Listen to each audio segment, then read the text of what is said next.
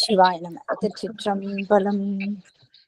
தென்னாடுடைய சிவனே போற்றி, எந்நாட்டவர்க்கும் இறைவா போற்றி, காவாய் கனகத்திரளே போற்றி, கைலை மலையானே போற்றி போற்றி, அருள்மிகு உண்ணாமலை சமேத அண்ணாமலையார் திருவடிகள் போற்றி போற்றி, திருத்தணி முருகப்பெருமான் மலரடிகள் போற்றி போற்றி, அருள்மிகு சிவகாமி அம்பாள் சமேத அருள்ஜோதி நாதனே திருவடிகள் போற்றி போற்றி, அனைத்து அடியார்களுக்கும் திருவடி வணக்கம். குரு வாழ்க, குருவே சரணம்.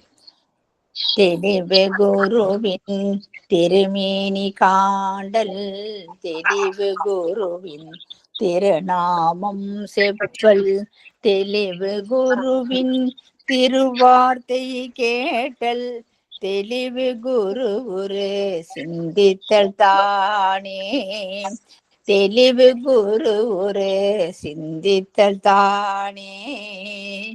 திருச்சிற்றம்பலம். முத்துலட்சுமி அம்மா விநாயகர் பாடல் பாடுங்க. நம்ம திருச்சிற்றம்பலம் அனைத்தடியார்களுக்கும் திருவடி வணக்கம்.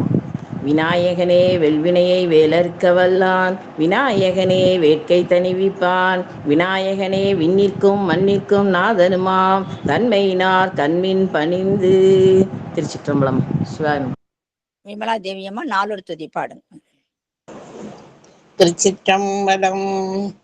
பூழியர்கோன் வெப்பொழித்த புகழியர்கோன் கழல் போற்றி, ஆழிமிசை கல்மிதப்பில் அணைந்த பிரானடி போற்றி, வாழி திரு நாவலூர் வந்தொண்ட பதம் போற்றி, போழிமடி திருவாத ஊரத்திரு தாழ் போற்றி. சிவாய நம. திருச்சிற்றம்பலம். நன்றி அம்மா. நமக்கு அம்மா மறுபடியும் வந்திருக்காங்க. அவங்களை மறுபடியும் மீண்டும் மீண்டும் வரவேற்கிறோம். ஏன்னா அம்மா ஏற்கனவே நமக்கு அறிமுகமானவங்க தான். அவங்கள பத்தி சிறப்பு சொல்லிக்கிட்டே இருக்கலாம், அந்த அளவுக்கு சிறப்பு வாய்ந்தவங்க. முக்கியமா சொல்ல எளிமை வாய்ந்தவங்க. எளிமையா காட்சி கொடுப்பாங்க. எல்லார் மனசுலயும் நமக்கு இடம் பெற்றுட்டாங்கன்னு தான் சொல்லலாம். அந்த அளவுக்கு அம்மா ஒரு சிறப்பான ஒரு அடியார். அவர்கள் பத்தி சொல்லணுன்ற அவசியம் இல்லை, உங்களுக்கு எல்லாம் ஏற்கனவே அறிமுகமானவங்க தான். முதல்ல நம்ம கழிச்செல்வ நாயனார் புராணத்தை நமக்கு அவ்வளவு அழகாக எடுத்து கொடுத்தாங்க. அடுத்ததாக சுந்தரமூர்த்தியோட தொடர்புடைய கடைசி பதிகமாக இருக்க அந்த பெரிய புராணத்துல இருக்கிற அந்த முடிவையும் சொன்னாதான் நல்லா இருக்கும் அப்படின்ட்டு அம்மா அதையும் சொல்லி முடிச்சுட்டு அடியன் கேட்டேன், இதனுடைய தொடர்பு தான் ஏற்கன் கலிக்காம நாயனார். ஏன்னா ஏற்கன் கலிக்காம நாயனார் நமக்கு சாந்தாமான்னு ஒருத்தவங்க தான் பேசினாங்க. அம்மா அந்த ஏற்கன் கலிக்காம நாயனாரை மட்டும் அவருடைய வரலாறு மட்டும் சொல்லி சின்னதா சுருக்கவும் முடிச்சிட்டாங்க. ஆனா அதனுடைய தொடர்பு இருக்கு இல்லையா, அவ்வளவு பெரிய தொடர்பு. கிட்டத்தட்ட 408 பாடல் இருக்குன்னு நினைக்கிறேன். 408 பாடல்ல அந்த அவருடைய வரலாற்றை சொல்லப்படுகிறது. இவருடைய வரலாறுல நமக்கு சுந்தரமூர்த்தி சுவாமியுடைய புராணத்தை முழுக்க முழுக்க நம்ம சிந்திக்கிறதுக்கு மறுபடியும் ஒரு வாய்ப்பு கிடைச்சிருக்குன்னு தான் நம்ம சொல்லலாம். ஏன்னா அவ்வளவு ஒரு சிறப்பான ஒரு அந்த தொடர்ச்சி இது. இது நடுவுல நம்ம கேட்காத விட்டுட்டோம். வணக்கம் வணக்கம். அந்த தொடர்ச்சியா இருக்கணும்ன்றதுனால பெருமான் தான் வகுத்து கொடுக்குறாரு. உடனே அம்மாட்ட கேட்டேன், அம்மா ஒத்துக்கிட்டாங்க. நான் கண்டிப்பா எடுக்கிறேம்மா, எனக்கு மறுபடியும் சிந்திக்க ஒரு வாய்ப்பு கிடைத்து இறைவனுக்கு நன்றினாங்க. அது மாதிரி நாமளும் எல்லாருமே என்ன பண்ணோம், இறைவனுக்கும் குரு பகவானுக்கும் நன்றிகளை தெரிவித்துக் கொள்கிறோம். அந்த வகையில அம்மாவுக்கும் மீண்டும் நான் நன்றிகளை தெரிவித்துக் கொள்கிறேன். இது வர்றதுக்கு நம்ம தான் கொடுத்து வச்சிருக்கணும். இது எத்தனை வகுப்பாகும்னு சொல்ல முடியாது. அது மாதிரி நமக்கும் இந்த சாந்தாம்மாக்கும் ஏதோ தொடர்பு இருக்காது. நம்ம திருவாணிக்கால அம்மா பேரும் சாந்தா அம்மா தான், சாந்தகுமாரி அம்மா தான். அவங்களுக்கும் நமக்கு ஏதோ தொடர்பு இருக்கிறாப்ளுது. அது மாதிரி அவங்களும் நமக்கு திருஞான சம்பந்தர் அவ்வளவு பெரிய புராணத்தை எடுத்து அழகா கொடுத்தாங்க. அம்மாவும் சிவசங்கரி அம்மாவும் நமக்கு இந்த மாதிரி ஒரு தொடர்ச்சியா எடுக்கிறேன் அப்படின்னு சொல்லி ஒத்துட்டு இருந்தாங்க. அந்த வகையில அம்மாவை மீண்டும் மீண்டும் வர வைக்கிறோம். வாங்க சிவசங்கரி அம்மா, நீங்கள் உங்கள் மேடை உங்கள் வசம், நீங்க சிறப்பாக ஆரம்பிக்கலாம். வாழ்த்துக்கள். நாங்களும் அதை அனுபவிக்கணும் நன்றாக. சிவாய நம. திருச்சிற்றம்பலம். ஓம் நம சிவாய. திருச்சிற்றம்பலம். அனைத்து சீரடியார் பெருமக்களின் அருட்பொற்பாதங்களையும் அன்புடன் பணிந்து போற்றி வணங்குகின்றேன். ஒப்பில்லாத சிவ பரம்பொருளின் பெரும் கருணையினால் இறைவனுடைய வரலாற்றை சிந்திக்க இருக்கின்றோம். இங்க நினைக்கலாம் அடியார்களுடைய வரலாறு தானே சிந்திக்கிறோம் அப்படின்னு சொல்லிட்டு. ஆனா சிவசரித்திரம் அப்படின்னு சொன்னா இறைவனுடைய பெருமைகள், அடியார்களுடைய பெருமைகள், அடியார்களுக்கு இறைவன் அருளிய விதம், இதுதான் சிவசரித்திரம், புண்ணிய சிவசரித்திரம். இது சொல்பவர்கள் கேட்பவர்களுடைய மாசுகளை எல்லாம் நீக்கி தூய இன்பமயமான சிவபதம் சேர்க்கும். வாழும் போதே அந்த சிவபக்தியில் திளைத்து இன்பம் பெற்று அந்த இன்பம் தொடர்ச்சியாக திருக்கைலாயத்திலும் கிடைக்க அருள் செய்கின்ற அருள் வரலாறு இந்த திருத்தொண்டர் புராணம். இது முழுவதுமே ஒரு ஒரு வரியும் ஒரு ஒரு பதமும் இறைவனுடைய திரு அருள் நிரம்பியவை. இத சிந்திக்கிறது பெரும் புண்ணியம். பிரேமா அம்மாவுடைய சிறப்பான நன்றி சொல்லணும். ஏன்னா இந்த அருள் வாய்ப்பை இறைவன் திருவருளால அவங்க எனக்கு கொடுத்திருக்காங்க. ரொம்ப சந்தோஷம். காரணம் சுந்தரமூர்த்தி நாயனார் பெருமான் ஒப்பில்லாத அருள் வண்ணம் உடையவர். அவர் பெரும் வள்ளல். வள்ளல் தன்மை அப்படின்னு சொன்னா நமக்கு என்ன வேணும்னு அவருக்கே தெரியும், கேட்காமே கொடுப்பாரு அவரு. ஒப்பில்லாத, அதுவும் அளவுக்கு நம்ம எவ்வளவு எதிர்பார்த்தோமோ அதை விட அவர் வரலாறை பார்க்கும் பொழுதே தெரியும். கற்பனைக்கு எட்டாத அதிசயங்களை நிகழ்த்த வல்லவர்.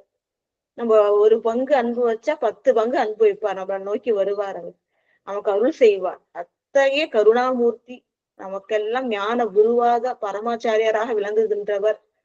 இறைவனுக்கு தொண்டரும் தோழரும் ஆனவர். அவருடைய அருள் வரலாற்றுல ரொம்ப முக்கிய நிகழ்வுகள் ஏற்கோன் கலிக்காம நாயனார் புராணத்துல வருது. சுந்தரமூர்த்தி நாயனார் பெருமானுடைய அந்த பெருமையை சேரமான் பெருமாள் நாயனாருடைய அந்த பெருமை சொல்லும் பொழுது சிந்தித்தோம். அந்த திருவருள் நன்மை நமக்கு வெள்ளானை சருக்கத்திலையும் கிடைச்சிது. அந்த திருவருள் தொடர்ச்சியாக நம்ம ஏற்கோன் கலிக்காம நாயனார் பெருமான் புராணத்தை சிந்திக்க இருக்கின்றோம். இந்த வகுப்பு எனக்கு ரொம்ப மனசுக்கு நெருக்கமானது. காரணம் அடியார் பெருமக்கள் அவ்வளவு அன்போட இதை கேட்பீங்க. அது நீங்க அந்த ஃபீட்பேக்னு சொல்ற அந்த பின்னூட்டம் கொடுக்கறதுல இருந்தே தெரியும். அது கேட்கும் போது எனக்கு அவ்வளவு மகிழ்ச்சியா இருக்கும். இத்தனை உயிர்களை சிவமயமாக்கி இருக்கும் இறைவன் திருவருளால அப்படின்னு சொல்லிட்டு. அதனால அந்த பாக்கியம் இறைவன் திருவருளால மீண்டும் சித்திருக்கிறது. ஒப்பில்லாத சிவ பரம்பொருளின் பொன்னார் திருவடிகளை வணங்கி பிரேமா அம்மாவுக்கு சிறப்பான நன்றி சொல்லி, திருவடியை வணங்கி நன்றி சொல்லி, அனைத்து கேட்டுக்கொண்டிருக்கின்ற அனைத்து பெருமக்களின் அடியார் பெருமக்களின் திருவடிகளையும் வணங்கி எனது அருள் உரையை ஆரம்பிக்கின்றேன். அம்மா அம்மா திருவடி வணக்கங்கம்மா. குறுக்கீடுக்கு மன்னிக்கணும். திருவடி வணக்கம். வணக்கம்மா. திருவடி வணக்கம்மா. உரையாற்ற வந்ததற்கு உங்களுக்கும் பிரேமாவுக்கும் நாங்க தாங்கம்மா நன்றி சொல்லணும். ரொம்ப ரொம்ப நன்றிங்கம்மா. மீண்டும் எங்களுக்கு உரையாற்ற வந்ததுக்கு ரொம்ப நன்றிங்கம்மா. உங்களுக்கும் பிரேமாவுக்கும் நன்றி சொல்லிக்கிறோம். நன்றிங்கம்மா. திருவடி வணக்கங்கம்மா. தெய்வ சேக்கிழார் பெருமான் திருவடிகள் போற்றி போற்றி. எம்பிரான் சுந்தரமூர்த்தி நாயனார் பெருமான் திருவடிகள் போற்றி போற்றி. எம்பிரான் ஏயர்கோன் கலிக்காம நாயனார் பெருமான் திருவடிகள் போற்றி போற்றி. இப்பொழுது நம்ம வம்பரா வரிவண்டு சருக்கம் அப்படின்ற சருக்கத்துல 2வது நாயன்மாராக தெய்வ சேக்கிழார் பெருமானால் போற்றி வணங்கப்பட்ட ஏயர்கோன் கலிக்காம நாயனார் பெருமானுடைய அருள் வரலாற்றை சிந்திக்க இருக்கின்றோம். ஏயர்கோன் கலிக்காம நாயனார் வரலாறு அப்படின்ற தலைப்பு இருந்தாலும் சிவபெருமானே புதிய வேதியராக வழிந்தாட்கொண்டு வன்தொண்டர் என்றும் அருள்நாமம் வழங்கிய நம்பியாரூரர் பெருமானாகிய சுந்தரமூர்த்தி நாயனார் பெருமானுடைய இந்த அருள் வரலாற்றை அருள் நிகழ்வுகளை சிந்திக்க இருக்கின்றதால ஒப்பில்லாத அருள் பகுதி.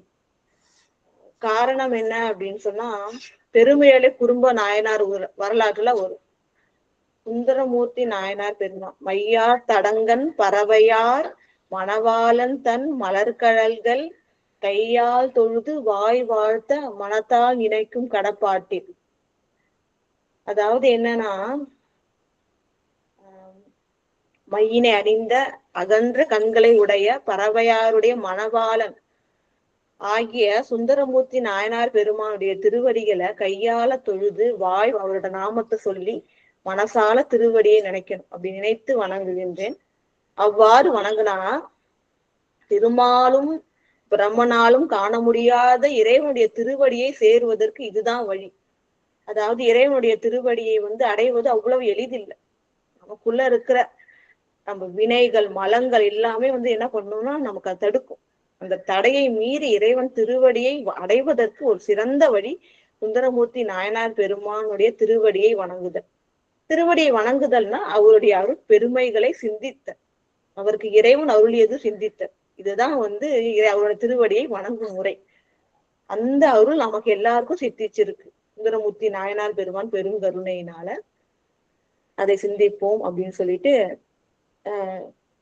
இந்த எப்படி ஆரம்பிக்கணும் அப்படின்னு சொன்னா, முதல்ல சுந்தரமூர்த்தி நாயனார் பெருமான் திருத்தொண்ட தொகை எவ்வாறு பாடியிருக்கார் ஏயர்கோன் கலிக்காம நாயனாரை பத்தின்னு பாத்தீங்கன்னா, ஏயர்கோன் கலிக்காமன் அடியாருக்கும் அடியேன் அப்படின்னு சொல்றாரு. அதாவது ஏயர்கோன் கலிக்காமன் அடியாருக்கும் அடியேன் அப்படின்னா என்னன்னா, இங்க ஏயர் அப்படின்னு சொல்றது அவருடைய குடி பெயர். அதாவது அந்த காலத்துல எல்லாம் அந்த குடியோட பெயர் அவங்களோட பெயரோட இணைஞ்சிருக்கும். அப்ப ஏயர் அப்படின்றது அந்த கலிக்காம நாயனாருடைய குடியோடைய பெயர் அப்படின்னு சொல்லுவோம். இப்ப கோன் அப்படின்னு சொன்னா தலைவன் அர்த்தம், நமக்கு எல்லாருக்கும் தெரியும். அப்ப அந்த ஏயர் குடியில தலைவராக விளங்குபவர் அப்படின்னு சொல்லிட்டு, ஏன்னா மற்றவங்களுக்கு எல்லாம் இதுதான் நன்னெறின்னு காட்டுறதுனால இந்த ஏயர் குடியில் பிறந்து அவர்களுக்கெல்லாம் தலைவனாக விளங்குபவர் தான் நம்ம கலிக்காம நாயனார். அவருக்கும் அவருடைய அடியாருக்கும் அடியேன். அவருக்கு மட்டும் இல்ல, அவரோட அடியார்கள் யார் யாரெல்லாம் இருக்காங்களோ ஏயர்கோன் கலிக்காம நாயனாருக்கும் அடியேன், அவருடைய அடியார்களுக்கும் நான் அடியேன் அப்படின்னு சொல்லிட்டு சுந்தரமூர்த்தி நாயனார் பெருமான் திருத்தொண்ட தொகையிலே ஏயர்கோன் கலிக்காம நாயனாரை போற்றி வணங்குகின்றார். அடுத்தது வகை நூல் ஆகிய திருத்தொண்ட திரு அந்தாதியில நம்பியாண்டார் நம்பி எவ்வாறு போற்றி வணங்குகின்றார்னு பார்த்தோம்னா, கொற்ற திரள் எந்தை தந்தை தன் தந்தை எம் கூட்டமெல்லாம் தெற்ற சடையாய் நினது அடியேன் திகழ் வன் தொண்டனே மற்ற இப்பினி தவிர்ப்பான் என்று உடைவாள் உருவி அந்நோய் செற்று தவிர் கலிக்காமன் குடி ஏயர் சீர்குடியே. அதாவது 4 வரியில சுருக்கமா இந்த அருள் வரலாற்ற நம்பியாண்டார் நம்பி பெருமான் உரை தருகின்றார். எப்படின்னு பாத்தீங்கன்னா, இதோட பொருள் விளக்கம் பார்த்தோம்னா, கொற்ற திரள் எந்தை தந்தை தன் தந்தை. அதாவது இங்க கொற்ற திரள் அப்படின்னு சொல்றது எப்பொழுதும் வெற்றியும் வலிமையும் உடைய. காரணம் என்ன? இந்த ஏயர் குடின்னு சொன்ன இல்லையா, அந்த குடியில பிறந்தார் சொல்லிட்டு, அந்த ஏயர் குடி அதோட என்ன இயல்பு அப்படின்னு பாத்தீங்கன்னா, அவங்களுக்கு அரசனுக்கு சேனாதிபதி தொழில் பூண்டவர்கள் இந்த குடியில தான் பிறக்குறாங்க. அதாவது இந்த குடியில பிறந்தவங்களதான் அரசனுக்கு சேனாதிபதியாக நியமிக்கிற வழக்கம் இருக்கு. நம்ம சோழ அரசருக்கு அந்த படைகள் எல்லாம் நடத்தி செல்பவர் தான் சேனாதிபதினு சொல்லுவோம். அந்த சேனாதிபதின்றது இந்த ஏயர் குடியில யாரு வீரமா விளங்குறார்களோ அவங்களதான் என்ன பண்ணுவாங்கன்னா சேனாதிபதியா தேர்ந்தெடுத்து இறைவன் தன்னுடைய படைக்கலத்திற்கு அனுப்புவார், போருக்கு அனுப்புவார். அது மாதிரி சேனாதிபதியினை தருகின்ற அந்த குடிதான் ஏயர் குடி அப்படின்னு சொல்றோம். அப்ப அந்த குடியில இருக்கிறவங்க எல்லாருமே எப்படி இருப்பாங்க? இந்த போர் பயிற்சி எல்லாம் செய்து வீரத்தோட இருப்பாங்க. அதான் சொல்றாங்க.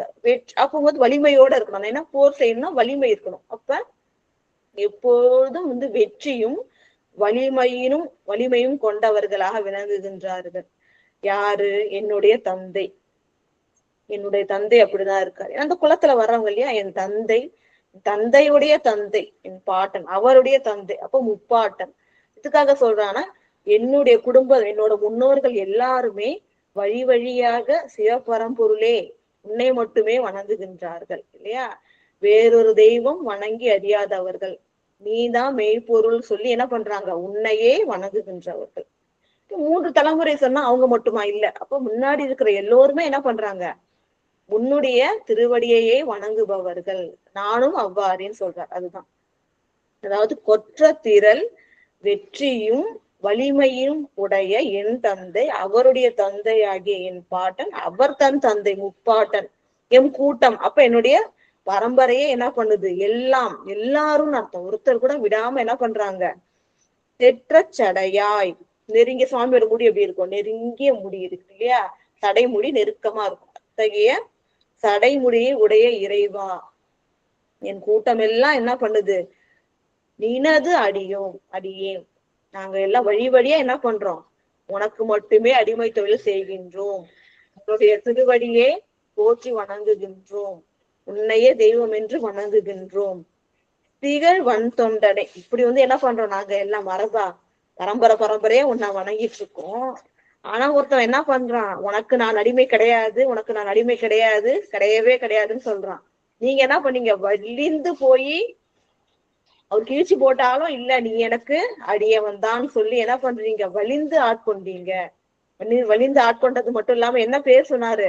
வன் தொண்டன் என்ற நாமத்தை திருவெண்ணை நல்லூர்ல இருக்கிற அருத்துறையில இருக்கிற நம்முடைய சிவ பரம்பொருள் அவருக்கு தராது இல்லையா? வன் தொண்டன். அதனாலதான் அந்த நாமத்தை இங்க சொல்றாரு. திகழ் வன் தொண்டன், நீதான் எனக்கு தொண்டன்ட்டு நீங்க தான் என்ன பண்றீங்க? அவரை வலிந்து ஆட்கொள்றீங்க. அவரு என்ன சொல்றாரு? உனக்கு ஆளாய் அல்லேன் எனலாமே அப்படின்ட்டு சொல்றாரு. ஆனா உண்மையில அது என்ன அர்த்தம் அப்படின்னு சொன்னா, உனக்கு நான் ஆளாக இல்லைன்னு நான் இனி சொல்ல முடியுமா? நீ என்னை இப்படி ஆட்கொண்ட, அதனால உனக்கு நான் ஆள் தான் அப்படின்னு தான் சுந்தரமூர்த்தி நாயனார் பாடுறாரு. இவர் எப்படி சொல்றாரு? நீ உன்னோட அடிமை நான் இல்லைன்னு சொல்லிட்டு விலகி போனவரை நீ என்ன பண்ண? வலிந்து ஆட்கொண்டு வன் தொண்டன் ஆக்கி அடிமை ஆக்கினாய். இப்படி பரம்பரையா வணங்கிட்டு இருக்கிற எங்களுக்கு அப்படி உன்னால் ஆட்கொள்ளப்பட்ட அந்த வன் தொண்டன் தான் நன்மை செய்யணுமா? பரம்பரையா வணங்குறோமே, எங்களுக்கு நீயே அருள் செய்யக்கூடாதா? இன்னொருத்தர் தான் அன்பு செய்யணுமா அப்படின்னு சொல்லிட்டு கேக்குறாரு. திகழ் வன் தொண்டனே மற்ற இப்பினி தவிர்ப்பான். மற்ற இப்பினி அதாவது என்னன்னா, இந்த பிணி எதனால ஏற்பட்டது? இறைவன் திருவருளால ஏற்பட்டது. இவருக்கு தெரியும், இவர் எந்த குற்றமும் செய்யல. அப்ப இந்த பிணி எதனால ஏற்பட்டதுன்னா, சுந்தரமூர்த்தி நாயனார் பெருமானோட இவருக்கு இருந்த அந்த சண்டை, ஊடலை தீர்த்து நட்பு கொள்ள வேண்டும், இறைவன் திருவருளால இது இவருக்கு வருவிக்கப்பட்டது. அதனால என்ன சொல்றாருன்னா, மற்ற இப்பினி தவிர்ப்பான். நாங்க குடும்பமா பரம்பரையா உன்னையே வணங்கிட்டு இருக்கோம், உன் திருவடியே கதி என்று அடைந்திருக்கும், எங்களுக்கு நீ அருள் செய்யக்கூடாதா? அடியேன் இல்லைன்னு சொன்னவன் என்ன பண்ற? நீ வலிந்து பிடித்து ஆட்கொண்ட அவன் தான் இதை தீர்க்கணுமா அப்படின்னு சொல்லிட்டு என்ன சொல்லி அடுத்தது என்ன செய்யறாரு பாருங்க. இது அவரோட கூற்று. ஏர்கொன் கலிக்காம நாயனார் சொன்னது சொல்லிட்டு, என்று உடைவாள் உருவி. நான் சொன்னேன் இல்லையா, அந்த காலத்துல எல்லாம் உடையிலேயே என்ன பண்ணுவாங்க? ஒரு கத்தி வச்சிருப்பாங்க, சுரிகைன்ட்டு சின்னதா கத்தி வச்சிருப்பாங்க. அந்த உடை வாளை உருவி அந்நோய் செற்று தவிர என்ன சொல்லுவாரு? அவர் தீர்க்காம அவர் தீர்க்கணும்னு அவசியம் இல்லை, நானே என்ன பண்றேன், இந்த நோயை தீர்ப்பேன் அப்படின்னு சொல்லிட்டு என்ன பண்ணுவார்? தன்னோட உயிரையும் தீர்த்து நீக்கி அந்த கொடிய நோயையும் இவரே தீர்ப்பார் இல்லையா, அந்த கத்தியால குத்திக்கிட்டு. இப்ப அதுதான் சொல்றாரு, என்று உடைவாளை உருவி அந்நோய் செற்று தவிர. அந்நோயை என்ன பண்றாரு அப்படின்னு சொன்னா, வைத்த குத்திட்டு தன்னோட உயிரையும் போக்கி அந்த நோயையும் போக்கி உயிரை நீத்தவர் ஆகிய கலிக்காம நாயனாருடைய குடி ஏயர் சீர் கொடியே. சீர்னா பெருமை, பெருமை பொருந்திய குடியாகிய ஏயர் குடியில் பிறந்தவர் கலிக்காம நாயனார். அவர் மிகுந்த அன்பு. இந்த காரணம் என்ன? சுந்தரமூர்த்தி நாயனார் மேல எதனால இவருக்கு இந்த கோபம் ஏற்பட்டது நமக்கே தெரியும். நமக்கு இறைவன் மீது ஒப்பில்லாத அன்பும் பக்தியும் கொண்டவர் இவரு. பரம்பரையா இறைவனை மெய்ப்பொருள் உணர்ந்து வழிபடுறவரு. அப்படி இருக்கும் பொழுது ஒரு அடியார் இறைவனை 1க்கு 2 முறை தூது அனுப்புகின்றார். அதுவும் ஒரு பெண் பொருட்டு அப்படின்னு அனுப்புகின்றார். இறைவன் என்ன பண்றாரு? தன்னுடைய பொற்பாதம் தோய மண்ணில் நடந்து இரவு முழுவதும் உழன்றார். ஒரு தடவை போய் சொன்னாரு, அவங்க கேட்கல பறவையா. உடனே என்ன பண்ணாரு? 2வது தடவையும் போறாரு. 2 முறை நடந்து போய் அவங்களோட ஊடலை தீர்த்து அருள் செய்கின்றார். இவருக்கு என்னன்னா, உண்மை சாராம்சம் என்ன அப்படின்னு சொன்னா, சுந்தரமூர்த்தி நாயனார் பெருமான் அந்த பெண்கள் மேல் வச்ச இச்சையினால பூமியில பிறந்தார்.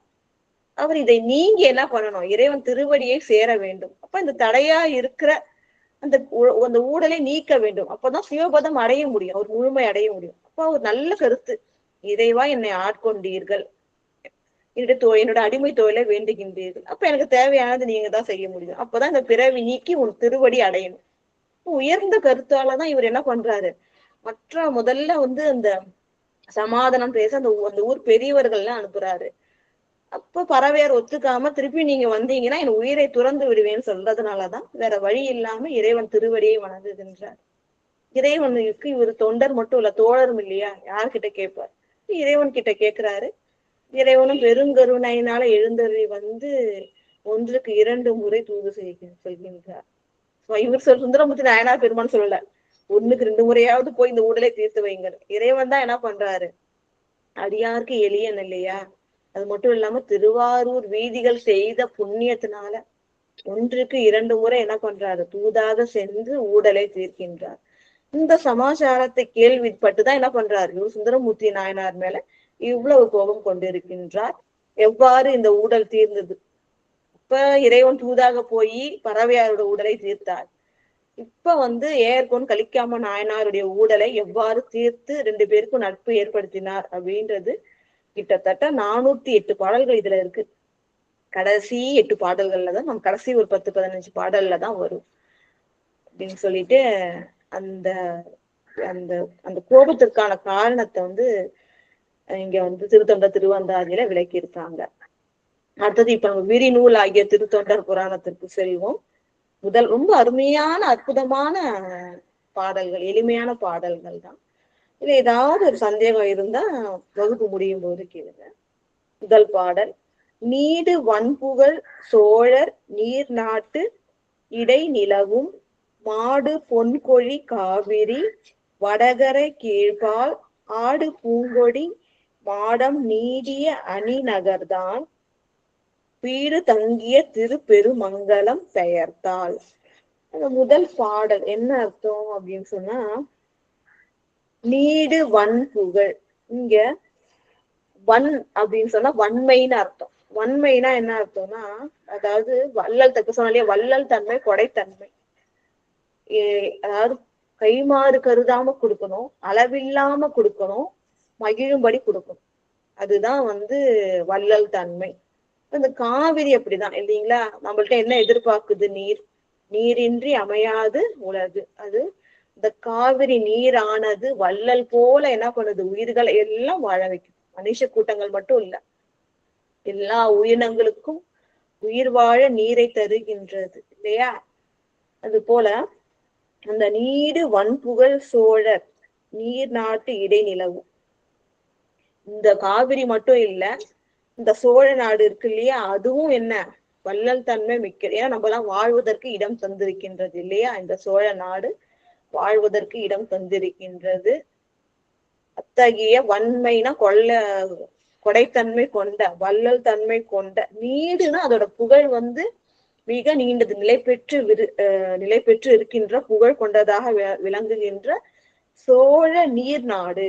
இங்க அந்த சோழ நாட்டை ஏன் நீர் நாடுன்னு சொல்றாங்கன்னா, காவிரி பாயிறதுனால.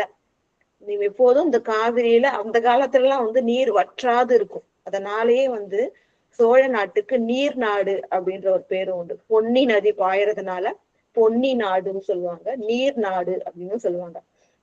இவ்வாறு வள்ளல் தன்மை கொண்ட புகழ் எப்போதும் நீண்டு இருக்கின்ற, நிலை பெற்று இருக்கின்ற காவிரி பாய்கின்ற சோழ நாட்டு இடை நிலவும். இந்த சோழ மண்டலத்து இடையில இருக்கிற ஒரு ஊர், அந்த ஊரை பத்தி சொல்ல போறாங்க. அது ஏயர்கோன் கலிக்காம நாயனார் பிறந்த ஊர். அந்த ஊரோட பெருமையை சொல்லும் பொழுது ஃபர்ஸ்ட் நாட்டோட பெருமை, சோழ நாட்டோட பெருமை சொல்லிட்டாங்க. அடுத்தது பாத்தீங்கன்னா மாடு, அந்த நீர், அந்த காவிரியோட பெருமை சொல்றாங்க பாருங்க. மாடு பொன்கொழி காவிரி வடகரை கீழ்பால். மாடுனா பக்கங்கள். இங்க அந்த ஓடையில குளத்தெல்லாம் குளிச்சிருந்தீங்கன்னா உங்களுக்கு அது தெரியும். இந்த கரையில பாத்தீங்கன்னா அந்த சூரிய வெளிச்சத்துல அப்படியே மினுக்கும், அப்படியே மினுமினுப்பா தெரியும், பொன் துகள்கள் வந்து இருக்கும். அது காவிரி அதுவும் நிறைய கொண்டு வந்து சேர்க்கும். ஏன்னா கர்நாடகால நிறைய தங்க சுரங்கள் இருக்கு, தங்கங்கள் இருக்கு. போய் தண்ணி அடிச்சுட்டு வரும்போது சேர்ந்து வரும். இப்ப நிறைய பொன்னி நதி என்ன பண்ணுதான், அந்த காவிரி நதி மாடு பொன்கரை காவிரி வடகரை.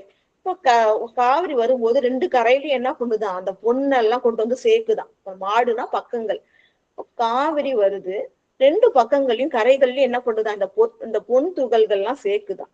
அது மாதிரி பொண்ணு கொழிக்குதுன்னா கொஞ்சம் இல்ல, நிறைய வந்து கொழிக்கின்ற அந்த காவிரியோடைய வடகரை தெரியல. காவிரிக்கு வடகரை தென்கரைன்னு சொல்லுவாங்க. மாதிரி இந்த காவிரிக்கு வடகரையில கிழக்கு திசையில இந்த ஊர் இருக்கு அப்படின்னு சொல்றாங்க.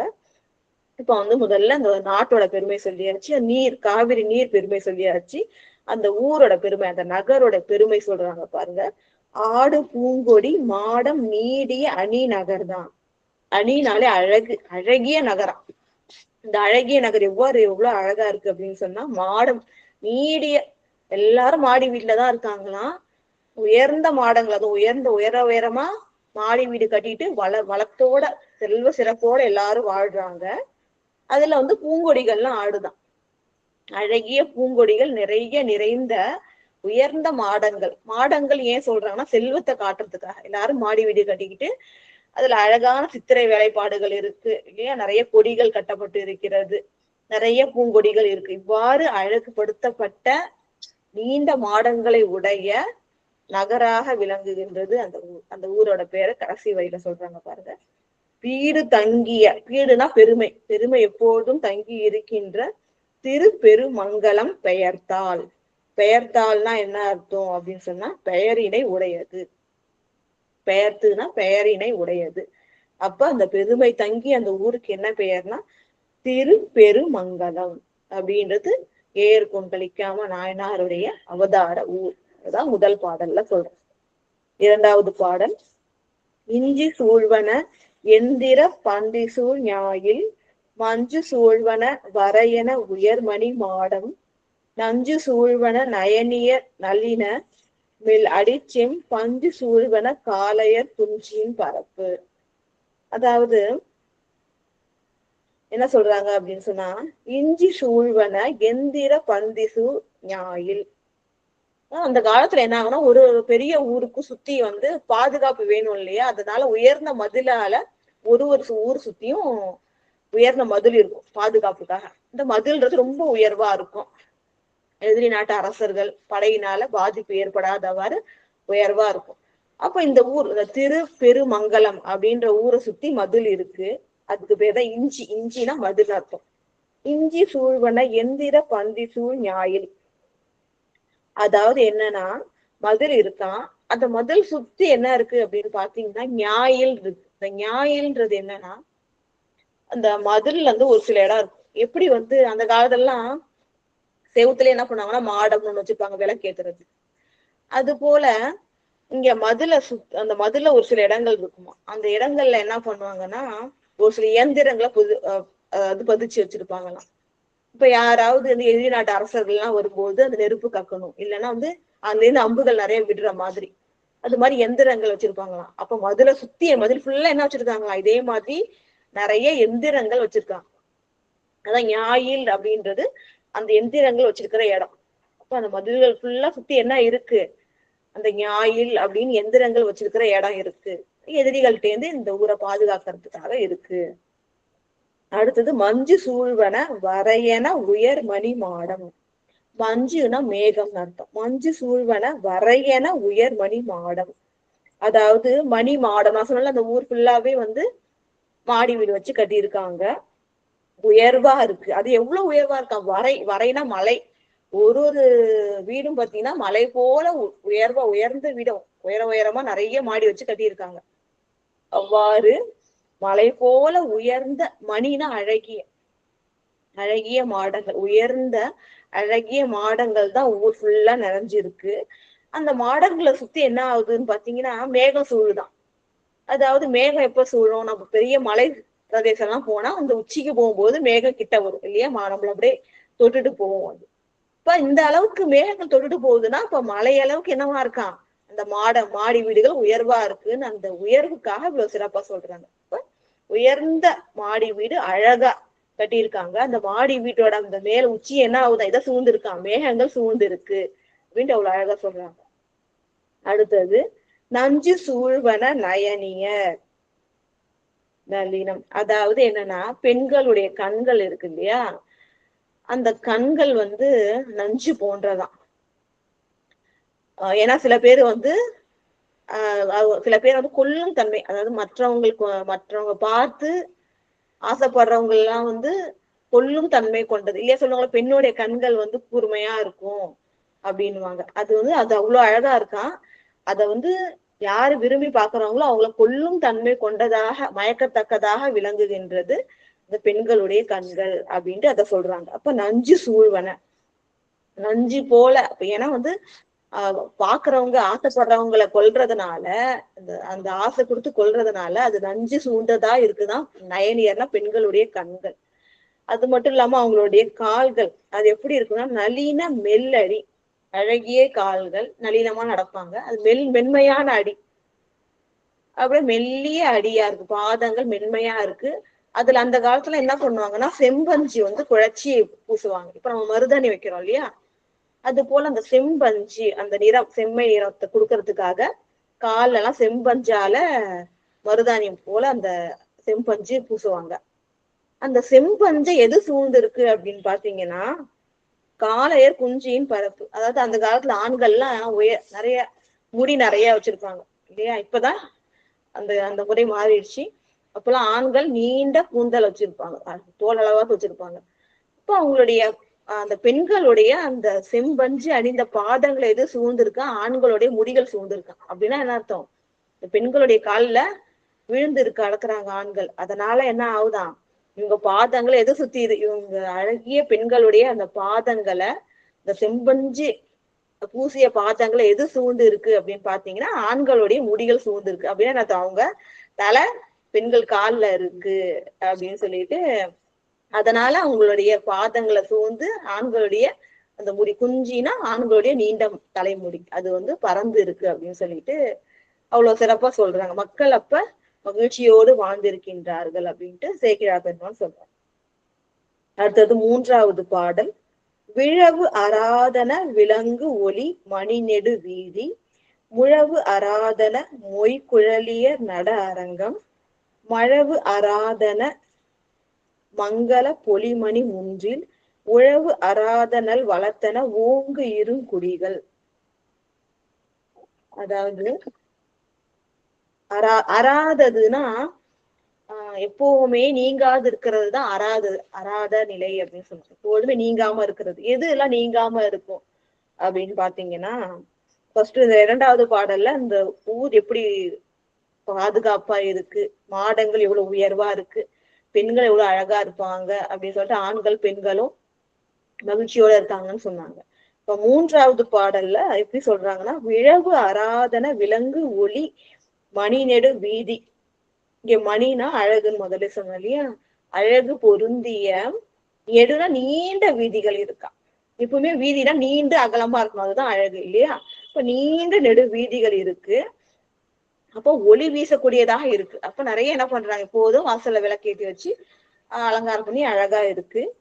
அதுல வந்து விழவு ஆராதனை, எப்போதும் திருவிழாக்கள் நடந்து கொண்டே இருக்கும் இல்லையா. கோயிலுக்கு சிறப்பு என்ன, எப்போதும் திருவிழாக்கள் சிறப்பா நடக்கிறது. அது போல இந்த வீதிகள் தோறும் என்ன ஆகுமா, எப்போதும் திருவிழாக்கள் நடந்து கொண்டே இருக்கும். ஆராதனைனா எப்போதும் நீடித்து நடந்து கொண்டே இருக்கும். அடுத்தது பாத்தீங்கன்னா, முழவு ஆராதனை மொய்குழலிய நட அரங்கம். சரி, அந்த காலத்துல வந்து நடனம் வந்து ரொம்ப சிறப்பா இருந்தது இல்லையா. எந்த ஒரு சிறப்பு விழாக்கள்லயும் பெண்கள் நடனம் ஆடுவார்கள். அதுக்குன்னு அரங்கம் இருக்கும், அங்கங்க அரங்கம் இருக்கும். அந்தந்த அரங்கத்துல இப்ப நமக்கு எல்லாம் சினிமா போன் வச்சுதான் பொழுதுபோக்குறோம். அப்பெல்லாம் அந்த காலத்துல நடனம் தான். இப்ப நடன அரங்கம் நிறைய இருக்கும். அந்த நட அரங்கத்துல மொய்குழலியர், நல்ல வந்து அடர்த்தியான, குழல்னா நீண்ட முடிகளை உடைய அந்த பெண்கள் என்ன பண்ணுவாங்கன்னா, நடனம் ஆடிக்கிட்டே இருப்பாங்க. நடனம்னா இசை இருந்தாதான் நடனம் ஆட முடியும். அப்போ அந்த முழவு, அவங்க ஆடுவதற்கேற்ப அந்த முழவு வந்து இசைக்கும். அப்ப எப்போதும் அந்த முழவு இசைச்சுக்கிட்டே இருக்கும். அப்பனா அவங்க ஆடிக்கிட்டே இருப்பாங்கன்னு அர்த்தம். எப்போதும் நடன அரங்கங்கள்ல நிகழ்ச்சிகள் நடந்துகிட்டே இருக்கும். அடுத்தது மழவு அராதன மங்கள பொலிமணி முன்றில். இப்ப வந்து வீட்டுல சொல்றாங்க, அதாவது மங்கள பொலிமணி முன்றில், மங்களம் நிறைந்த, பொலிகின்றன சிறப்பா விளங்குகின்ற மணி மூன்றில். இது மணினா அழகு. ஒவ்வொரு வீட்லயும் முன்றில்னா வீட்டுக்கு முன்னாடின்னு அர்த்தம். இல் முன் மாத்திக்கணும். முன்றில்ன்றத இல் முன், இல்லத்துக்கு முன்னாடி. அப்ப ஒவ்வொரு வீட்டுக்கு முன்னாடி என்ன ஆகுது அப்படின்னு பாத்தீங்கன்னா மங்களம் நிறைஞ்சு இருக்கான். அது மட்டும் இல்ல மழவு ஆராதனை, நிறைய சிறுவர்கள் சூழ்ந்திருக்காங்க. அப்ப வந்து என்ன இருக்கும், நிறைய மக்கள் செல்வம் நிறைஞ்சு இருக்கு. ஒரு வீட்லயும் என்ன பண்ணுங்க, அந்த குழந்தைங்க ஓடிட்டு விளையாண்டுக்கிட்டு சிறப்பா அது போல மகிழ்ச்சியோட இருக்காங்க அப்படின்னு சொல்லிட்டு மக்கள் செல்வம் நிறைந்ததா அந்த ஊர் இருக்கு அப்படின்னு சொல்றாங்க. மழவுனா சிறுவர்கள், ஆராதனை மங்களம், மங்களம் சிறப்பாக விளங்குகின்ற ஒவ்வொரு அழகான வீட்டுக்கு முன்னாடி என்ன பண்றாங்களாம், குழந்தைகள் விளையாடிட்டு இருக்காங்களாம். உழவு அறாத நல்வளத்தன ஓங்கு இருங்குடிகள். அதாவது என்னன்னா இருங்குடிகள்னா அங்க வீட்டில் இருக்கின்ற குடியானவர்கள், திரு பெருமங்கலத்துல இருக்கின்ற குடியானவர்கள் என்ன தொழில் செய்யறாங்கன்னா உழவு அராதனை, எப்போதும் உழவு தொழில் செஞ்சுக்கிட்டே இருப்பாங்களாம் இல்லையா. உழவு அராதன் நல் வளத்தன, உழவு தொழில் செய்யறதுனால நல்ல வளம், நிறைய வந்து பணம் வருது, அதனால சிறப்பா செல்வத்தோட எல்லாரும் வாழ்றாங்க அப்படின்னு சொல்றாங்க.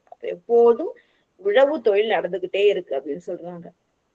அதாவது இந்த உழவு தொழிலை வந்து சொல்லும் போது எப்படி சொல்றாங்கன்னு சொன்னா, இப்ப எல்லா தொழிலும் செய்யும் பொழுதும் அதுல ஒரு சில குற்றங்கள் வரும் இல்லையா. பணம் சம்பாதிக்கும் பொழுது அதுல வந்து ஏதாவது ஒரு உயிருக்கு தீங்கோ துன்பமோ ஏதோ ஒரு குற்றம் வரும். ஆனா குற்றமே இல்லாத தொழில் வந்து உழவு தொழில் தான். ஏன்னா மற்ற உயிர்கள்ல உயிரை வளர்க்கிறது, உணவு தான் என்ன பண்ணும், உயிரையே வளர்க்கும்.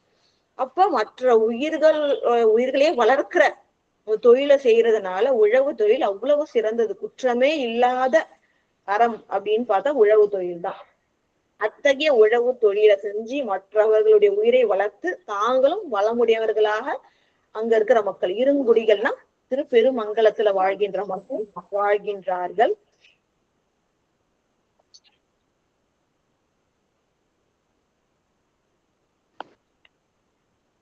இருங்குடிகள் நீரினில் பொலிசடை முடி நெற்றி நாட்டத்து காரினில் திகழ் கண்டர்த்தம் காதலோர் குழுமி பாரின் மிக்கது ஓர் பெருமையால் பரம தாழ் பரவும் சீரின் மிக்கது சிவபுரி என தகும் சிறப்பார். சிறப்பா அந்த ஊரோட பேர் சொல்லியிருக்காங்கன்னு பாத்தீங்கன்னா, நீரினில் பொலிசடை முடி. சுவாமியை எப்பவுமே சிவபெருமான் நமக்கு தெரியும், சேக்கிழார் பெருமான் சிவபெருமான் அந்த பதத்தை சொல்றது ரொம்ப குறைவு. இறைவனை வேறு வேறு வகையால பெருமைப்படுத்தி சிறப்பித்து சொல்லுவார், பெருமைப்பட சொல்லுவார். பெருமைப்படுத்தின்னு சொல்ல முடியாது, ஏன்னா எல்லா பெருமைக்கும் உரியவர் இறைவன். அந்த பெருமையை போற்றி சொல்றாரு. எப்படி சொல்றாரு பாத்தீங்கன்னா, நீரினில் பொலிசடை, நீர் தான் இங்க கங்கை, கங்கைய வந்து தலையில சுவாமி என்ன பண்றாரு, தன்னுடைய திருமுடியில ஏற்று விளங்குகின்றார். பொலிவு பெற உயிர்கள்லாம் பாதுகாக்கப்படணும் அப்படின்னு கருணையோட என்ன பண்றாரு, கங்கையை ஏற்றிருக்கின்ற சடைமுடியை உடையவர். அவர் வேற எப்படி இருக்காரு, நெற்றி நாட்டத்து, நாட்டம்னா கண், நெற்றியில ஒரு கண்ணுடையவர். ஏன் காமனை எரிகுமாறு என்ன பண்ணார், நெற்றி கண் திறந்து விழித்த இறைவன். உமையன்னை 2 கண்களை மூட அந்த சராசரங்களும் இருள மூழ்கிடுச்சு. துன்பத்தால எல்லா உயிர்களும் துன்பப்படும் பொழுது உயிர்கள் துன்பத்தை போக்குவதற்காக இறைவன் என்ன பண்ணாரு, நெற்றி கண் திறந்தார். அப்ப நெற்றியிலே கண்ணுடைய பெருமான். காரினில் திகழ் கண்டம், காரணம் மேகம், மேகம் போல கருமையான கண்டத்தினை உடையவர். காரணம் ஆழகால நஞ்சினை உயிர்கள் காக்கும் பொருட்டு. எல்லாமே பாருங்க இறைவனுடைய கருணை தான். எல்லா உயிர்களும் நல்லா இருக்கணும்ன்ற காரணத்தை எது செஞ்சாலும், சுவாமி செஞ்சாலும் அது கருணை தான். இறைவன் திருவருள்னாலே அது கருணை மயம்தான். இப்ப காரு போல் அது கருமையான மேகம் போன்ற அந்த நஞ்சினை விடற்றில் அடக்கிய கண்டர் தம் காதலோர். அவர் மேல ரொம்ப அன்பு இருக்கிற அன்பர்களை தான் காதலோர். வெறும் அன்பு மட்டும் இல்ல, அந்த அன்பு மிகையா இருக்கிறதுனால அடியார்கள் இறைவன் மேல வச்சிருக்கிறது காதல். அத்தகைய காதலோர், சிவபெருமான் மீது அன்பு கொண்டிருக்கின்ற அடியார்கள் குழுமி எல்லாரும் ஒன்னா கூடி இருக்காங்களாம் அந்த ஊர்ல. ஆரின் மிக்கது ஓர் பெருமையால். இங்கதான் சிறப்பா சொல்றாங்க, உலகத்திலேயே எது பெருமை வாய்ந்தது அப்படின்னு சொன்னா அடியார்கள் ஒன்னா சேர்ந்திருக்காங்கல்ல, அந்த திருக்கூட்டம்னு சொல்றோம் இல்லையா. திருக்கூட்ட சிறப்புனே ஒண்ணு இருக்கு நம்ம பெரிய புராணத்துல. அடியார்கள் இதுல சேக்கிழார் பெருமான் முக்கியமான அருள்வர். பார்லியே, பார்னா உலகம், இந்த உலகத்திலேயே மிக்க பெருமை மிக்கது எது, ரொம்ப பெருமை வாய்ந்ததுன்னா அடியார்கள் ஒன்னா கூடி இருக்கிறதுதான். ஏன்னா அடியார்கள் ஒன்னா கூடி இருந்து என்ன பண்ணுவாங்க, இறைவனுடைய பெருமையை தான் பேசுவாங்க, இறைவனுடைய பெருமையை தான் கேட்பாங்க, இறைவன் திருவடியை தான் வணங்குவாங்க. அப்படி ஒருத்தவங்க செஞ்சாலே அது அவ்வளவு சிவ புண்ணியம் நிறைந்தது, புனிதமானது. இப்படி எல்லாரும் கூடி இருந்து அதை செய்யும் பொழுது எவ்வளவு சிறப்பு பாருங்க. இப்ப அதுதான் சொல்றாங்க, இந்த உலகத்திலேயே சிறந்தது பெருமை மிக்கது என்னன்னா பாரின் மிக்கது ஓர் பெருமையால். உலகத்திலேயே சிறந்த பெருமை உடையது அடியார் கூட்டம் குழுமி இருந்து இறைவன் திருவடி பெருமையை பேசுதல் சிந்தித்தல். அது போன்ற அடியார்கள் எல்லாம் குழுமி உலகத்திலேயே ஒரு பெருமையான செயல்களை செய்கின்றார்கள். என்ன பண்றாங்க, ஒன்னா கூடி பரமர்த்தால் பரவும், நம்முடைய பரமனாகிய சிவ பரம்பொருளிலே தாள்னா திருவடிகளை பரவுதல், போற்றி வணங்குவார்கள் இல்லையா. பதிகம் பாடுவாங்க அடியார் பெருமக்கள்லாம் வந்து இறைவன் பெருமைய பரத்துவத்தை பேசி வணங்கி மகிழ்வார்கள். அப்ப அது போல பரமத்தால் பரவுகின்ற அடியார்கள்லாம் குழுமி இருக்கிறாங்க அந்த ஊர்ல. சீரின் மிக்குது, அதனால சிறப்பா எப்படி இருக்கான், சிவபுரி என தகும் சிறப்பால், சிவபுரி போல விளங்குகின்றதாம்.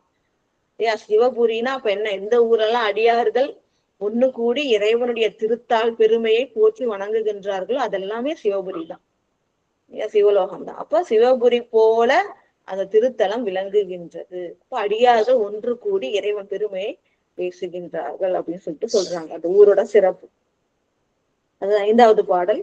இன்ன வாழ்பதி அதனிடை ஏயர்கோ குடிதான் மன்னி நீடிய வளவர் சேனாபதி குடியாம் தொன்மை மேவிய தொடர்ச்சியால் நிகழ்வது தூய பொன்னி நாட்டு வேளாண்மையில் உயர்ந்த பொற்பினதால். அதாவது 5வது பாடல். இன்ன வாழ்பதி அதனிடை, இப்படிப்பட்ட சிறப்புடையவர்கள் வாழ்கின்ற அந்த பதினா அந்த ஊர், அதனிடை அந்த ஊர்ல ஏயர் கோக்குடிதான். நான் சொன்னேன் இல்லையா, ஏயர் குடி அப்படின்ற அந்த கோக்குடியில மன்னிய நீடிய வளவர் சேனாதிபதி, மன்னியனா நிலை பெற்று இருக்கின்ற, நீடிய எப்போதும் அந்த பெருமை நீண்டு இருக்கின்ற வளவர். வளவர்னா சோழர்களுடைய இன்னொரு பேரு வளவர்கள். அப்ப அந்த சோழர்களுக்கு சேனாதிபதி குடி, நான் சொன்னேன் இல்லையா முன்னமே, அதாவது சோழ அரசர்களுக்கு சேனாதிபதி வந்து இந்த ஏயர் குடியில இருக்கிறவங்க தான் சேனாதிபதியா வருவாங்க. அப்புறம் அவரு காலம் முடிஞ்ச உடனே இந்த குடியிலேருந்து இன்னொருத்தவங்க தான் சேனாதிபதியா வருவாங்க. அது போல இந்த வளவர்கள் ஆகிய சோழர்களுக்கு சேனாதிபதி தொழில் செய்கின்ற குடியாக விளங்குவது இந்த ஏயர்கோ குடி. தொன்மை மேவிய தொடர்ச்சியால் நிகழ்வு, தொடர்ச்சினா தான் ஒருத்தவங்க வந்தாங்கன்னா அடுத்த சேனாதிபதியும் இந்த குடியில இருந்து தான் எடுப்பாங்க. அது போல தொடர்ச்சியாக தொன்மைனா அந்த காலம் தொட்டு பழமையான காலத்தில இருந்தே அரசனுக்கு சேனாதிபதி தொழில தொடர்ச்சியாக தந்துட்டு இருக்கிறது இந்த குடிதான் அப்படின்னு சொல்றாங்க. தூய பொன்னி நாட்டு இல்லையா, பொன்னின்ற காவிரி நதி, தூய்மையான அந்த பொன்னி நாட்டுல வேளாண்மை உயர்ந்த பொற்பினதால். இந்த ஏயர் குடி வந்து இப்ப வந்து ஒருத்தர் தான் வந்து என்ன பண்ண முடியும், குடியிலேருந்து அரசருக்கு சேனாதிபதி தொழில் செய்ய முடியும். மத்தவங்க எல்லாம் என்ன பண்றாங்கன்னா வேளாண்மை தொழில் செய்கின்றார்கள். இந்த ஏயர் குடியோட முதன்மை தொழில் வந்து வேளாண்மை தொழில் அப்படின்னு சொல்றோம் இல்லைங்களா. அத்தகைய உயர்ந்த பொறுப்பினதால், பொறுப்புனா இந்த வேளாண்மையில் உயர்ந்த பொறுப்பினதால் வேளாண்மை வந்து தொழில் செய்கின்றார்கள். அதாவது இந்த பொறுப்புன்றது என்ன அப்படின்னு சொன்னா, வேளாண்மை செய்யறதுனால ரொம்ப செழிப்பும் சிறப்பு, முதல்ல சொல்ல நிறைய வளங்களும் சிறப்பும் வாய்ந்ததாக அந்த குடி விளங்குகின்றதுதான் 5வது பாடலுடைய விளக்கம். அடுத்தது 6வது பாடல். இப்போ ஒவ்வொன்றும் எப்படி வந்து சொல்லிட்டு வராங்க பாருங்க, அந்த நாட்டோட சிறப்பு, ஊரோட சிறப்பு எல்லாம் சொல்லிட்டு, அப்புறம் அந்த கோக்குடி என்ன குடியில பிறந்தாரோ அதோட சிறப்பு சொல்லிட்டு, அடுத்தது ஏயர்கோன் கலிக்காம நாயனார் எப்படி அவதாரம் செய்தார் அவங்களோட பெருமை ஆரம்பிக்கிறாங்க. 6வது பாடல். அங்கன் மிக்க அக்குடியினில் அவதரித்து உள்ளார் கங்கை வாழ் முடியார் தொண்டர் கலிக்காமர் என்பார் தங்கள் நாயகர் அடிபணிவார் அடி சார்ந்து பொங்கு காதலின் அவர் பணி போற்றுதல் புரிந்தார். அவரோட அடிமை திறன் இவ்வளவு சிறப்பா சொல்றாங்க பாருங்க. அங்கன் மிக்க குடியின் 2 அர்த்தம். அங்கன்னா அவ்வாறு சொல்லப்பட்ட குடி, இன்னொன்னு அங்கன்னா இவ்வாறு கருணை கொண்ட மற்ற உயிர்களுக்கெல்லாம் உணவளிக்கின்ற கருணை மிக்க அந்த குடியில் அவதரித்து உள்ளார். அவதாரம் செய்தார்னு சொல்றாங்க. நிறைய பேரை சொல்ல மாட்டாங்க. பெரிய புராணத்துல 7 பேர் தான் திரு அவதாரம் செய்தார்னு சொல்லுவாங்க. இல்லையா? விஷ்ணு எல்லாம் சொல்லும்பொழுது ஒரு அவதாரத்தையும் அவதாரம்னு சொல்லுவாங்க. அது போல அடியார்களை பெருமைப்படுத்தி சொல்றார். ஏற்கும் கலிக்காம நாயனார் பெருமான் இந்த திரு பெருமங்கலத்திலே ஏயர் கோக்குடியிலே திரு அவதாரம் செய்தார், அவதரித்து உள்ளார். அவர் எப்படி இருக்கார், என்ன தன்மையில இருக்கார் பாருங்க. கங்கை வாழ் முடியார், கங்கையினை தன் திருமுடியில் ஏற்று வாழ்விக்கின்ற, கங்கையையும் உயிர்களையும் வாழ்விக்கின்ற முடியினை உடைய சிவபெருமானுடைய தொண்டராக விளங்குபவர் கலிக்காமர் என்பார். அவரோட பெயர், அவரோட நாமம் கலிக்காமர். தங்கள் நாயகர் அடிபணிவார் அடி சார்ந்து, தன்னுடைய தலைவனாகிய சிவபெருமானை அடிபணிவார். சிவபெருமானை அடிபணிவது யாரு? சிவனடியார்கள் தான். சிவனடியார்கள் அடி சார்ந்து இப்ப என்ன பண்ணுவார்னா, இப்போ ஒவ்வொரு உயிருக்கும் ஏதாவது ஒண்ணு பிடிக்கும், அததான் லட்சியமா வச்சு வாழும் இல்லையா? சில பேருக்கு பணம் பிடிக்கும் ரொம்ப, அதனால அந்த செல்வத்தை சேர்க்கணும்னு நினைப்பாங்க இல்லையா? சில பேருக்கு பதவி பிடிக்கும், நிறைய படிச்சு உயர்ந்த பதவியில இருக்கும்னு நினைப்பாங்க. அதாவது ஒரு சில பேருக்கு ஒரு பற்று இருக்கும் வாழ்க்கையில. இவருக்கு என்ன சார்புனா அடியார்களுடைய திருவடிதான் சார்பு. சொல்றாங்க பாருங்க, தங்கள் நாயகர் அடிபணிவார், சிவனடியார்களோட அடி சார்ந்தே, அதுதான் நமக்கு சார்பாக கொண்டு. ஏன்னா அவங்க திருவடியை வணங்குவதுதான் எல்லா துன்பத்திலேருந்து நமக்கு விடுபடும், இறைவன் திருவடியை சேர்ப்பிக்கும். அதனால என்ன பண்ணுவாங்க, இறைவனுடைய அடியார்களுடைய அடியை சார்ந்து, அவரோட திருவடியே சார்ந்து பொங்கு காதலின் அவர் பணி போற்றுதல் புரிந்தார். இப்ப அன்பு மட்டும் இல்ல, அன்போடு திருத்தொண்டும் செய்வது சிறப்பு. அப்ப அன்பு கொண்டு அந்த அன்பு பொங்கு காதலின் மேன்மேலும் அந்த அன்பு வர்றதுதான் பொங்குதல் சொல்றாங்க. இப்ப அடியார்களுக்கு மேல இருக்கிற அந்த அன்பு மேல் மேலும் பெருகி வர இந்த காதலினால் அவர் பணி போற்றுவார். திருவடியை வணங்குறது மட்டும் இல்லாம அவங்களுக்கு வேண்டிய பணி செய்வார். செல்வம் மிகுந்தவர், செல்வம் இல்லைன்னா உங்களுக்கு செல்வம் கொடுக்கறது, ஆடைகள் கொடுக்கறது, திருவமுது செய்வித்தல். அப்ப இப்ப ஊருக்கு போகணும்னா அழைச்சிட்டு போற, சிவஸ்தானங்கள் போறோம். அது போல சிவ புண்ணியங்கள். அவங்க அடிகளை திருவடிகளை வணங்குவது மட்டும் இல்லாம, திருவடியை வணங்குவதே தன் முதல் வேலையாக கொண்டிருப்பது மட்டும் இல்லாம மேலும் மேலும் எழுகின்ற அன்பினால என்ன பண்ணுவார், அவர் பணி போற்றுதல் செய்வார். அவங்களுக்கு என்ன பணி, என்ன தேவையோ அதை அன்போடு புரிந்தார். அதுதான் சிறப்பா சொல்றாங்க. அந்த புரிந்தார்ன்றதுக்கு நம்ம என்ன செஞ்சிட்டார் நினைப்போம் இல்லையா? புரிந்தார்னா செய்தார் அப்படின்னு அர்த்தம். ஆனா அந்த உரையில எவ்வளவு சிறப்பா சொல்லிருக்காங்கன்னா, இந்த புரிந்தார் அப்படின்றது இடைவிடாது அதாவது மனம் வாக்கு காயம்னு சொல்லுவாங்களா, இறைவன் திருவடியை எப்போதும் மனசால நினைக்கணும், வாயால இறைவனோட நாமத்தை சொல்லணும், உடலால என்ன பண்ணணும், தொண்டுகள் செய்யணும். அதே போல அடியார்களுக்கும் என்ன பண்ணுவாராம், அவங்களுக்கு திருவடியை போற்றி வணங்குவது, அவங்களோட புகழ்ந்து பேசுவது, அவங்களுக்கு திருத்தொண்டு செய்வதுன்னு சொல்லிட்டு அதுதான் புரிதல். 3 கரணங்கள், மனம் வாக்கு காயம் என்ற 3 கரணங்களாலும் அடியார்களுக்கு வேண்டிய பணிகளை செய்கின்றார்னு அவருடைய அந்த சிவபக்தியையும் சிவனடியார்களுக்கு செய்கின்ற தொண்டையும் செய்கிறார் பெருமான் இங்க விளக்குகிறார். அப்ப புரிந்தார் அப்படின்ட்டு அந்த சிவ தொண்டை அவர் செய்யறாரு. 7வது பாடல், புதிய நாள்மதி சடைமுடியார் திருப்புன்கூர்க்கு அதிகம் ஆயின திருப்பணி அநேகமும் செய்து நிதியம் ஆவன நீர் உகந்தார் கழல் என்று துதியினால் பரவி தொழுது இன்பு உருகின்றார். அதாவது இது ஒரு அற்புதமான வரலாறு ஒண்ணு இருக்கு. இது என்னன்னு பாத்தீங்கன்னா, புதிய நாள்மதி சடைமுடியார் திருப்புன்கூர். திருப்புன்கூர் திருத்தலம் எல்லாருக்கும் தெரியும், கேள்விப்பட்டிருப்பீங்க.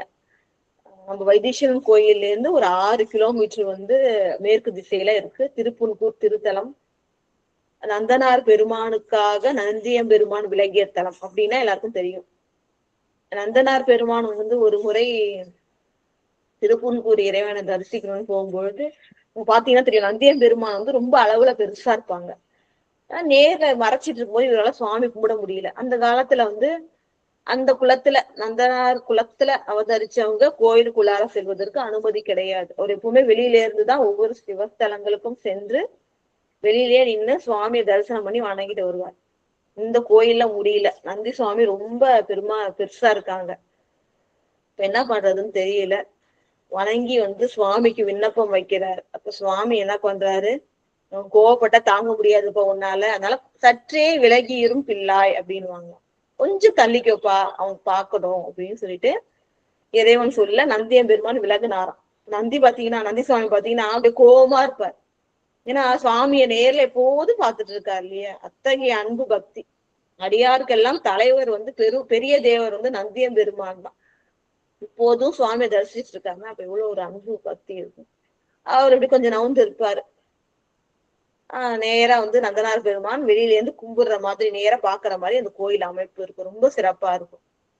நந்தனார் அவர் வந்து அப்புறம் என்ன பண்ணா, சுவாமியோட தரிசனம் கிடைச்சாச்சுன்னு சொல்லிட்டு அப்புறம் பக்கத்துல என்ன பண்ணுவாருன்னா, தொண்டு கோயிலுக்கு பின்புறம் ஒரு பள்ளத்தை பார்த்தோன்னே அவருக்கு அவளே தோண்டும் சுவாமிக்காக அது குளம் தோண்டி.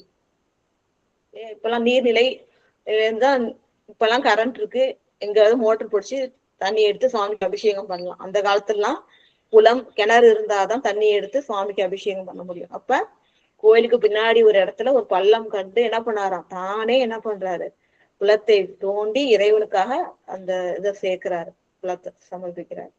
அது போல தொண்டு செய்து அந்த சிறப்புற்ற ஊர் வந்து திருப்புன்கூர். இப்பயும் திருப்புன்கூர்ல வந்து குரு பூஜையே இருக்கும். கலிக்காம நாயனார் குரு பூஜை இறைவன் திருவருளால இப்ப 2 வருடங்களா போயிட்டு இருக்கேன். 2 இடத்துலயும் நடக்கும். இந்த திருப்பெருமங்கலம் அப்படின்னு சொல்றது வந்து திருப்புன்கூருக்கு வடக்கே ஒரு 1.5 கிலோமீட்டர் தூரத்துல இருக்கு. அங்க இவர் அவதாரம் செய்த அந்த ஊர், அங்க இவருக்கு திருக்கோயில் இருக்கு, ஏற்கோன் கலிக்காம நாயனார் பெருமான். அங்கேயும் அவருக்கு குரு பூஜை சிறப்பா நடக்கும். திருப்புன்கூர் திருத்தலத்திலையும் சிறப்பா நடக்கும். திருப்புன்கூர் கோயில்லையும் ஏற்கோன் கலிக்காம நாயனாருக்கு அருள் திருமேனி இருக்கு, இங்கேயும் நடக்கும். அவ்வாறு பக்கத்துல இருக்கிறதுனால திருப்புன்கூருக்கு வந்து அடிக்கடி ஏற்கோன் கலிக்காம நாயனார் சென்று வணங்குவாரு. என்ன அற்புதம் நிகழ்ந்ததுன்னு பாத்தீங்கன்னா, புதிய நாள்மதி சடை முடியா திருப்புன்கூருக்கு. திருப்புன்கூர்ல சிவபெருமான் இருக்காரு இல்ல. அவர் எப்படிப்பட்டவர் பாத்தீங்கன்னா, புதிய நாள்மதி சடைமுடியார். நாள்மதினா அப்ப வந்து மலர்ந்திருக்கின்ற பிறை இல்லையா. இறை வந்து இளம் பிறையை தான் சூடியிருப்பார். அப்ப புதிய நாள்மதி அப்ப பூத்திருக்கிற மலர் போல அப்பதான் உருவாயிருக்கிற அந்த இளம் பிறையை சூடியிருக்கின்ற சடைமுடியினை உடைய சிவபெருமான் திருப்புன்கூர்ல இருக்காரு. அவருக்கு அதிகமாயின திருப்பணிகள் அநேகமும் செய்து, அதிகம்னா அநேகம், நிறைய பணிகள் செய்யறாரு. அந்த நிறைய பணிகளும் நிறைய செய்யறாரு பாருங்க. அதிகமாயின திருப்பணி அநேகம் செய்து, திருப்பணி நிறைய செய்யறாரு, சிறப்பா செய்யறாரு. அதே அந்த திருப்பணிகள் நிறைய செய்யறாரு. இதுக்கே நிறைய செய்யறாருன்றது கொடுத்துருக்காங்கன்னா ஒரு அற்புதம். இது சுந்தரமூர்த்தி நாயனார் பெருமாளுடைய வரலாறுல ஒரு, அதாவது என்ன ஆகுதுன்னா, மழையே இல்லையா அந்த ஊர்ல, மிகுந்த பஞ்சம். ஏன்னா வேளாண்மை தொழில் சொல்லிட்டேன். அது இப்ப மாதிரி கரண்ட் கிடையாது. மழை பொழிந்தால் மட்டும்தான் என்ன ஆகும், பயிர் வளரும். உயிர்கள் இல்லைன்னா உயிர்கள் பட்டினியாதான் கிடக்கணும். ரொம்ப பஞ்சம் வந்துடும். அவ்வாறு ஒருத்தர் மழையே ரொம்ப நாளா பெய்யல, வேளாண்மை தொழில் செய்யறவங்க ரொம்ப கஷ்டப்படுறாங்க. எல்லா பயிரும் கருகிடுச்சு, என்ன பண்றதுன்னு தெரியல. அவனே சுவாமி கிட்ட சொல்றாங்க, சுவாமி மழை பெய்யணும், அப்பதான் சாப்பிட முடியும். எங்களுக்கு ஒரு ஒப்பந்தம் என்ன சொல்றாங்க பாருங்க, மழையை பெய்ய வைங்கப்பா, பயிர்கள்லாம் காப்பாத்தணும், 12 வேலி நிலம் உனக்கு கோயிலுக்கு எழுதி தந்துடுறேன் அப்படின்னு சொல்றாங்க சுவாமி கிட்ட. ஏற்கனவே கிடைக்காம சொன்னோடனே மழை பெய்யுது. சாமி வந்து சாமி கிட்ட கேட்டா கொஞ்சமா தருவாரா, மழை பயங்கரம் பொழிஞ்சு என்ன ஆகுதுன்னா அந்த ஊரே மூழ்கிற அளவுக்கு ஆயிடுச்சு. ஐயோ மழை வந்து பயிர்களுக்காக கேட்ட இவ்வளவு கிடைச்சிருச்சு, இவ்வளவு வந்துருச்சு, இப்ப என்ன பண்றது அப்படின்ட்டு திருப்பி சுவாமி கிட்ட சொல்றாங்க, சுவாமி இந்த மழை நிக்கணும், போதும் எங்களுக்கு இந்த மழை நிக்கணும். திருப்பி 12, இந்த மழை நிக்கிறதுக்கு 12 வேலி நிலம் தரேன். சுவாமி பாருங்க இவ்வளவு சாமர்த்தியமா 12 ஒரு 12 இல்லாம இன்னொரு 12 எக்ஸ்ட்ரா வாங்கிட்டாங்க. அப்ப உயிர்கள்லாம் வந்து வருந்தது, மழை இல்லைன்னு சொல்லிட்டு 12 வேலி நிலம் சுவாமிகிட்ட கொடுத்துட்டு அவர் மழை பொழிய அந்த மழை நிக்கிறதுக்கு இன்னொரு என்ன 12 வேலி நிலம் கொண்டு மழை நிறுத்துறாங்க. அது போல சுவாமி திருவிளையாடல் புரிந்த தலம். அதான் சொல்றாங்க அநேகம். இவர்கிட்ட சுவாமி என்ன பண்றாரு, அநேகமா திருப்பணிகள்லாம் வாங்கிக்கிறாரு. அத்தகைய இறைவன் திருப்புன்கூர் தலைவர் ஆகிய நம் சிவபெருமான். அவருக்கு நிறைய திருப்பணிகள் செஞ்சுட்டு இருக்காரு. செய்து நிதியம் ஆவன நீர் உகந்தார் கழல். நிதியம்னா செல்வம். நமக்கு எது செல்வம்னா நீர் உகந்தார் கழல். இது ரெண்டு பேருக்கும் பொருந்தும். அதாவது நீர் உகந்தார்னா நீற்றினை விரும்பி அணுகின்றவர்கள். அது சிவபெருமானையும் குறிக்கும், சிவனடியார்களையும் குறிக்கும். அப்ப நீர் உகந்தார் நீர் உகந்து அணுகின்ற சிவபெருமான் கழல் திருவடியை வணங்குவதுதான் நமக்கு செல்வம். ஏன் முதல்ல அதை தெரிஞ்சுதான் என்ன பண்றாரு, அடியார்கள் திருவடியை சார்ந்து இருக்கிறார். அவங்களுக்கு மட்டும் இல்ல, நமக்கும் அதுதான். ஏன்னா இந்த செல்வம், நம்ம பண செல்வம் வந்து போயிட்டே இருக்கும், அது செல்வம் கிடையாது. இறைவன் திருவடியை வணங்குனா அது நமக்கு இப்பயும் சரி இனி வர காலத்திலயும் நமக்கு நன்மையே பயக்கும். அதுதான் செல்வம், அழியாத செல்வம். அதனால அவருக்கு என்ன உண்மை தெரிஞ்சிருக்கு, நிதியம் செல்வம்ன்றது நீர் உகந்தாராகிய சிவபெருமானுடைய திருவடி, அதுதான் செல்வம்னு தெரிஞ்சு அதனை வணங்குபவர். அதனால அந்த நீரை அறிந்திருக்கின்ற அடியார்களோட திருவடியும் வணங்கி அதுதான் செல்வம்னு அந்த செல்வத்தை பெற்று இருக்கிறவர் அவரு என்று துதியினால் பரவி தொழுது. அந்த திருவடி எப்படி வணங்குறார், துதியினால். நமக்கு தெரியல, இறைவனுடைய பெருமையெல்லாம் சொல்லி பாடுறது. பசுபதி போற்றி, பரஞ்சுடரே போற்றி, முக்கன் அரசே போற்றி அப்படின்ட்டு இறைவனுடைய பெருமையெல்லாம் என்னென்ன தெரியுமோ அதை துதித்து போற்றி பரவி தொழுதாதான். பரவி மட்டும் இல்லாம தொழுது வணங்கி இன்புறுகின்றார், அதனால இன்பம் அடைகின்றார். எவ்வளவு பக்தி பாருங்க. திருக்கோயில்ல வீற்றிருக்கின்ற இறைவனுக்கு நிறைய தொண்டுகள் செய்யறார், சிறப்பா செய்யறாரு. அந்த தொண்டுகளை நிறைய செஞ்சு நீர் உகந்தாராகிய சிவ பரம்பொருளோட கழல் தான் நமக்கு நிதியம் அப்படின்னு சொல்லிட்டு உண்மையை தெளிந்து இறைவனை போற்றி வணங்கி இறைவன் அருள் பெற்று இன்பம் உறுகின்றார். இவ்வாறு இன்பம் பெற்று இருக்கும் போது 8வது பாடல், நாவலூர் மன்னர் நாதனை தூது விட்டு அதனுக்கு யாவர் இச்செயல் புரிந்தனர் என்று அவர் இழிப்ப தேவர் தம்பிரான் அவர் திறம் திருத்திய அதற்கு மேவ வந்த அச்செயலினை விளம்புவான் உற்றேன். நாவலூர் மன்னர் நமக்கு தெரியும், சுந்தரமூர்த்தி நாயனார் பெருமான் திருநாவலூரில் திரு அவதாரம் செய்தவர் இல்லையா. இப்ப நாவலூர் மன்னராகிய சுந்தரமூர்த்தி நாயனார் பெருமான் நாதன் நமக்கெல்லாம் தலைவனாகிய சிவபெருமானை தூதுவிட்ட அதனுக்கு அந்த விஷயத்துக்காக யாவர் இச்செயல் புரிந்தனர். கோபம், யாராவது இந்த மாதிரி செய்வாங்களா, யாவர் இச்செயல் புரிந்தனர், இத வேற யாரா செய்ய முடியுமா, இத போய் செஞ்சிருக்கானே அப்படின்னு இவருக்கு கோபம் என்று அவர் இழிப்பன இழிந்து சொல்றது, அதாவது கொஞ்சம் சிறுமைப்படுத்தி சொல்றாரு. யார் இது மாதிரி செஞ்சிருக்கா, அவர் பெண்ணாசையினால யாராவது இறைவனை இல்லாத தலைவனை தூது அனுப்பலாமான்னு இழிவா இவர் பேசுறாரு. தேவர் தம்பிரான் அவர்திறம் திருத்திய, இது இவர் நினைச்சது தப்பு, ஏற்கோன்னு கழிக்காம நாயனால் நினைச்சது தப்புன்னு அவருடைய கருத்தை திருத்துறார் சுவாமி இல்லையா. எதனால இந்த சூளை நோய் வருது, இந்த அற்புதங்கள் எதுக்கு நிகழுதுன்னா, அடியார் பெருமக்கள் ஒருபோது என்ன பண்ணுவாங்க, இறைவனை சிறுமைப்படுத்த மாட்டார்கள், சிறுமையாக நினைக்க மாட்டாங்க. ஆனா இறைவனே அடியாருக்கு எளிவந்த தன்மையுடையவன் இல்லையா. அடியார் உயும் பொருட்டு தான் அதை, ஏன்னா இவங்க கேட்க முடியுமா, யாராவது போய் எனக்காக நீங்க தூது போங்கன்னு சொல்லிட்டு. இறைவன் தான் ஏற்று என்ன பண்ணாரு, இந்த ஊடலை தீர்த்து வையுங்கள் தான் சொல்லுவாங்க. சுவாமி தான் என்ன பண்ணாங்க, நேரே எழுந்தருளி ஊடலை தீர்க்கின்றார். அதனால ஏற்கோன் கழிக்காம நாயனார் பெருமான் சுந்தரமூர்த்தி நாயனார் பற்றி கோபம் கொண்டு தப்பா நினைச்சிட்டு இருக்காரு, அந்த கருத்தை திருத்துகின்றார் சுவாமி. திருத்திய அதற்கு மேல வந்த செயலை திருத்துவதற்காக நிறைய விஷயங்கள் நடக்குது இல்லையா. இதுக்கு என்ன நோய் ஏற்படுது, எப்படி என்னென்ன மாற்றம் எல்லாம் ஏற்படுது அப்படின்றதை விளம்புவான் உற்றேன். இப்ப நான் அதை சொல்ல போறேன்றார். ஆனாலும் இந்த அருள் பகுதி, இந்த அருள் வரலாற்றோட கடைசியில தான் அந்த பகுதி வரப்போகுது. இப்ப என்ன ஆச்சு அப்படின்னு பாத்தீங்கன்னா, சுந்தரமூர்த்தி நாயனாருடைய அருள் வரலாறு ஆரம்பிக்குது. தடுத்தாம் கொண்ட புராணத்துல என்ன ஆச்சு, இறைவன் ஓலையை காட்டி வலிந்து ஆட்கொள்கின்றார் இல்லையா.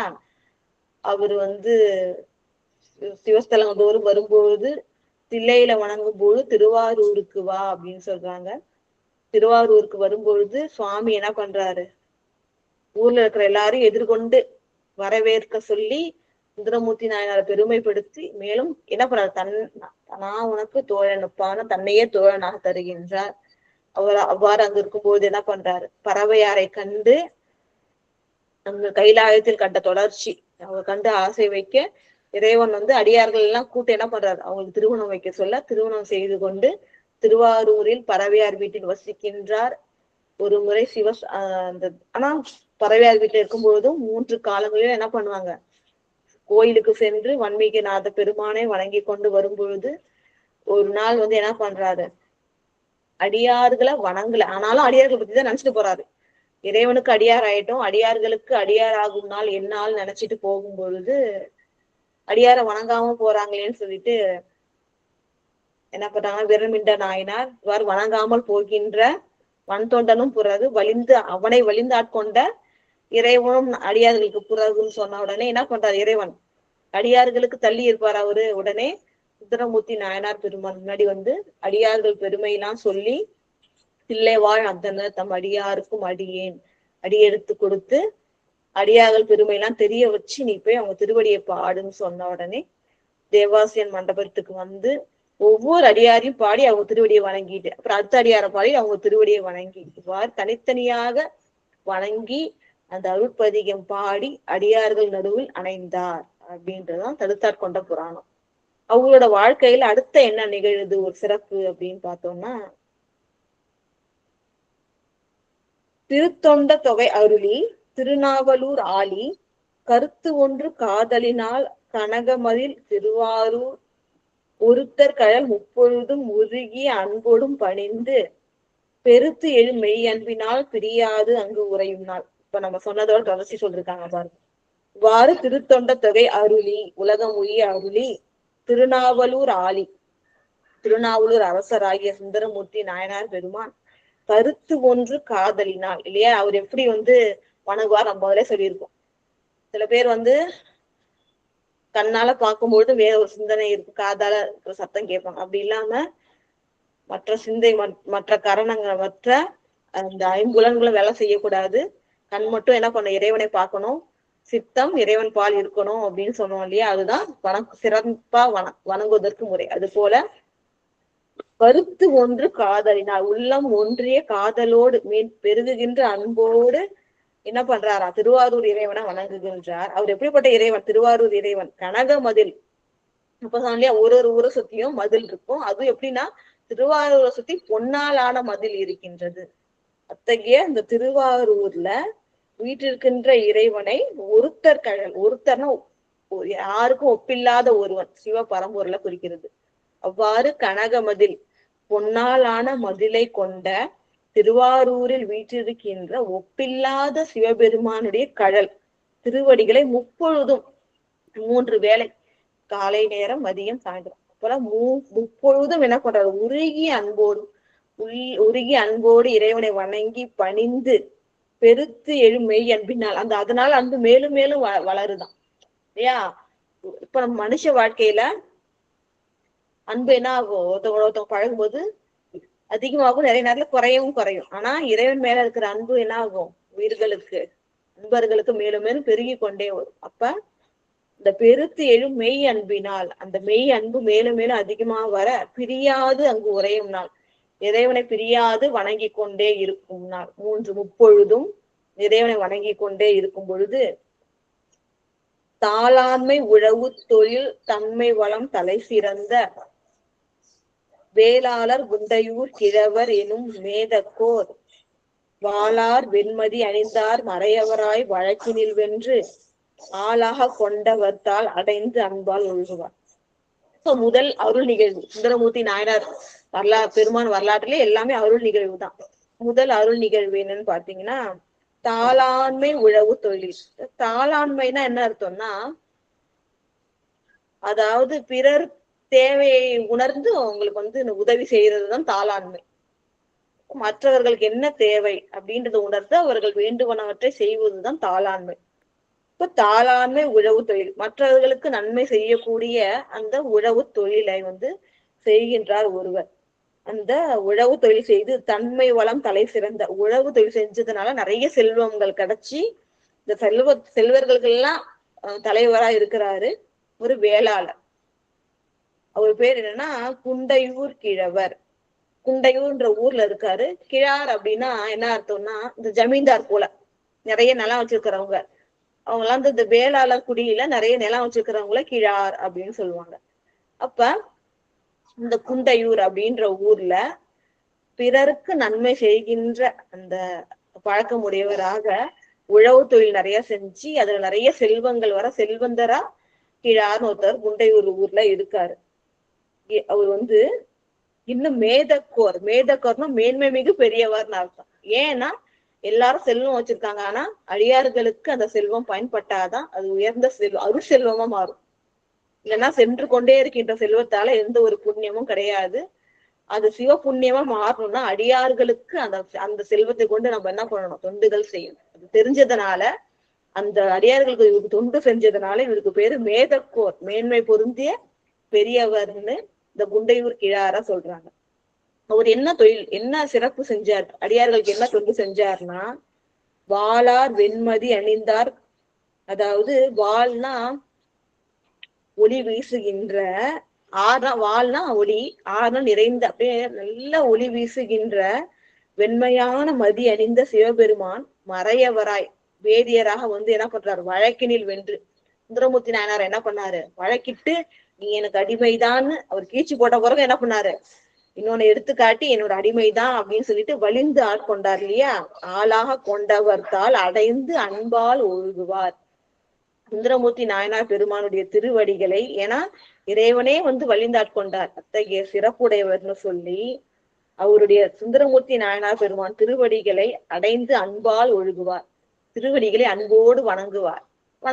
ஒருத்தவங்க வணங்குறோம்னா நன்மை செய்யணும் இல்லையா, தொண்டு. என்ன தொண்டு செய்யறார் அப்படின்றத அடுத்த பாடல் பாருங்க, 11வது பாடல். இப்போ வந்து சுந்தரமூர்த்தி நாயனார் மேல இவருக்கு மிகுந்த அன்பு பக்தி, திருவடியை வணங்குகின்றார். பக்கத்துலதான் குண்டையூர் இருக்கு. அப்ப என்ன பண்றாருன்னா, தினமும் சுந்தரமூர்த்தி நாயனார் பெருமான் திருவமுதுக்கு, அதாவது சாப்பிடுறதுக்கு அனுப்புறாரு. இவர் என்னென்ன அனுப்புறாரு குண்டையூர் கீழார்னு பார்த்தோம்னா, செந்நெல்லும், செந்நெல்ன்றது உயர்ந்த ரக அரிசி, நம்ம சீரக சம்பா சொல்றோம் இல்லையா, அது போல உயர்ந்த ரகம் இந்த மெலிசான அரிசி செந்நெல்லும், பொன்னன்ன செழும் பருப்பும், பொன்னிறம் போன்றதும் சிறந்த பருப்பு, அது மாதிரி பொன்னிறம் போன்ற சிறந்த பருப்பு வகைகளும், தீங்கரும்பின் நல்லன இனிய நல்லன்னு அர்த்தம். தீங்கரும்பின் அப்பனா நிறைய சர்க்கரை, சர்க்கரையினால செஞ்ச நிறைய பலகாரங்கள். இனிய நல்லனா இனிமையா இருக்கிறதும், நல்ல நல்ல சுவை மட்டும் இல்லாம ஆரோக்கியம் தரக்கூடியதாக நிறைய பலகாரங்கள் செஞ்சு, அமுதும், அது மட்டும் இல்லாம அமுதும், இனிய நல்ல அமுதும்னா பலகாரங்களும், முதல் எண்ணில் பெரும் வளங்கள். அது மட்டும் இல்ல, அதுதான் இது முதல். இது மட்டும் இல்லாம இன்னும் நிறைய எண்ணில் பல வளங்கள். ஏன்னா அரசருக்கு பிள்ளையா வளர்ந்தவர், அப்ப எப்படி சாப்பிட்டு இருக்கணும் இல்லையா. அப்ப வந்து சுந்தரமூர்த்தி நாயனார் பெருமானுக்கு எப்படி அனுப்புறாரு பாருங்க, வெறும் அரிசி சோறு குழம்பு அதன் ஏன் பல வகை பலகாரங்கள், சென்னல், அதுக்கப்புறமா வந்து பருப்பு வகைகள், நிறைய இனிப்பு வகைகள், அறுசுவையோடு சேர்ந்த உணவுகள் எல்லாத்தையுமே எண்ணில் எண்ணிக்கையே இல்லாத பெரும் பல வளங்கள். இது போல நிறைய உணவு வகைகள், பழ வர்க்கங்கள், என்னென்ன சாப்பிட முடியுமோ எல்லாத்தையும் என்ன பண்றாரு, மன்னிய சீர் வன் தொண்டருக்கு. யாருக்கு மன்னிய சீர், எப்போதும் சீர்னா சிறப்பு, மன்னியனா எப்போதும் சிறப்பு உடையவர் இல்லையா, எப்போதும் சிறப்புடைய வன் தொண்டர் பெருமானுக்கு அமுது ஆக, உணவுக்காக வழுவாமல், அதுதான் முக்கியம், எப்போதும் விடாம என்ன பண்றாரு, அந்த அந்த பணியிலேருந்து வழுவாமல் தினந்தோறும் அனுப்புகின்றார். நெடுநாள் ரொம்ப நாளைக்கு என்ன பண்றாராம், பறவையார் மாளிகைக்கு படி சமைத்தார். படினா என்னன்னா நித்திய படின்னு சொல்லலாம். அதாவது சுவாமிக்கு வந்து ஒரு வேலையும் சாப்பாடு கொடுக்கறதுக்காக செய்யும் போது படின்னு சொல்லுவோம். அது போல இவர் என்ன பண்றாரு, இவங்க உணவு ஒரு நாளைக்கு எவ்வளவு சாப்பிடணுமோ அதை என்ன பண்றாங்க, அந்த உணவு குழம்பு, அந்த தொட்டுகையிலேருந்து அந்த காய்கறிகள், தேவையான பழங்கள் எல்லாமே என்ன பண்றாரு, மிக சிறப்பா, ஒண்ணு ரெண்டு இல்ல, அரசர் எப்படி சாப்பிடுறோம் அதை விட சிறப்பா என்ன பண்றாரு, பல வழங்குகள் எல்லாமே சுந்தரமூர்த்தி நாயனாருக்காக என்ன பண்றாரு, பறவையார் வீட்டுக்கு தினமும் அனுப்பி வைக்கிறார்.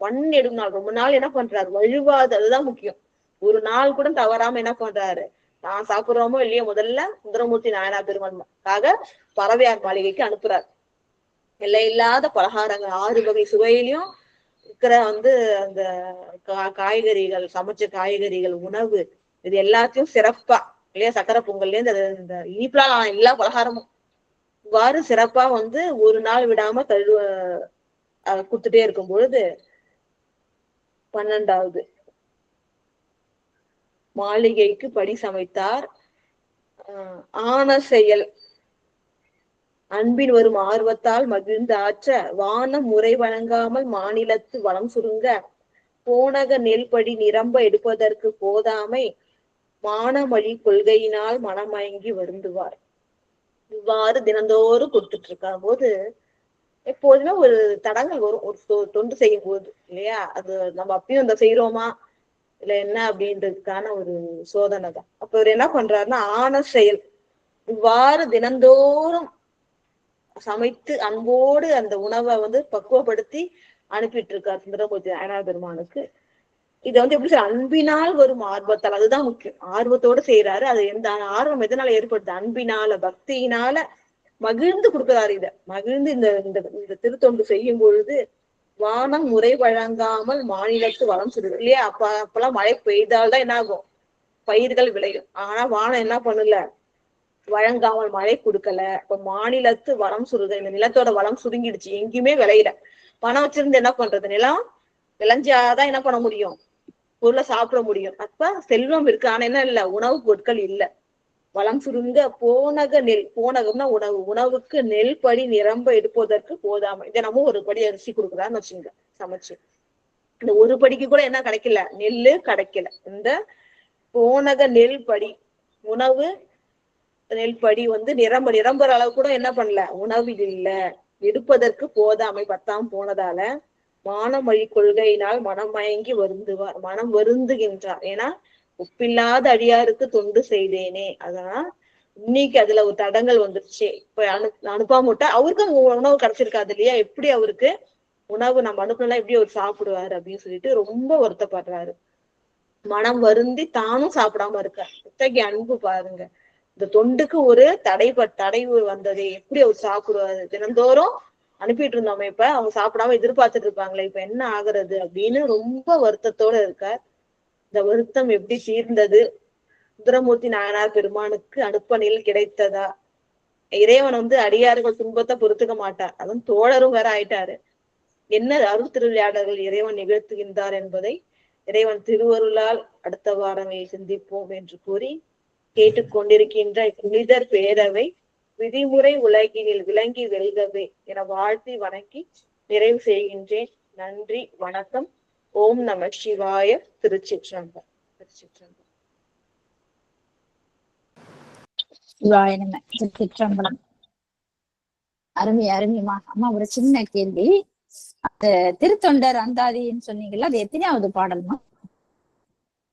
ஃபர்ஸ்ட் ஆரம்பிச்சீங்கல்ல?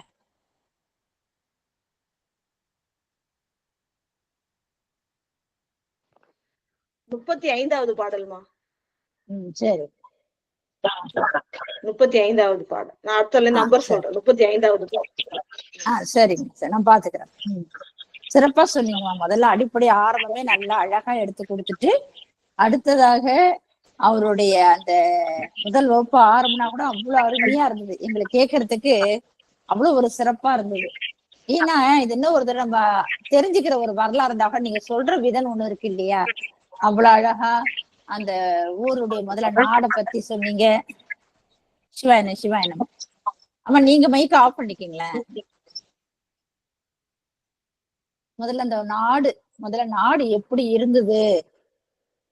வன்மைன்னா ரொம்ப சிறப்பான புகழுடையதாக விழுந்த சோழ நாடை பத்தி விளக்கம் எடுத்து கொடுத்தீங்க. இன்னும் மாடுனா பக்கங்கள், அந்த ஒவ்வொரு வரிக்கும் விளக்கம் கொடுத்திருக்கீங்க. ஒவ்வொரு வரி அந்த வார்த்தைகளுடைய விளக்கம் ரொம்ப சிறப்பா இருந்தது. மாடுனா பக்கங்கள். அப்புறம் 2வது நீர்.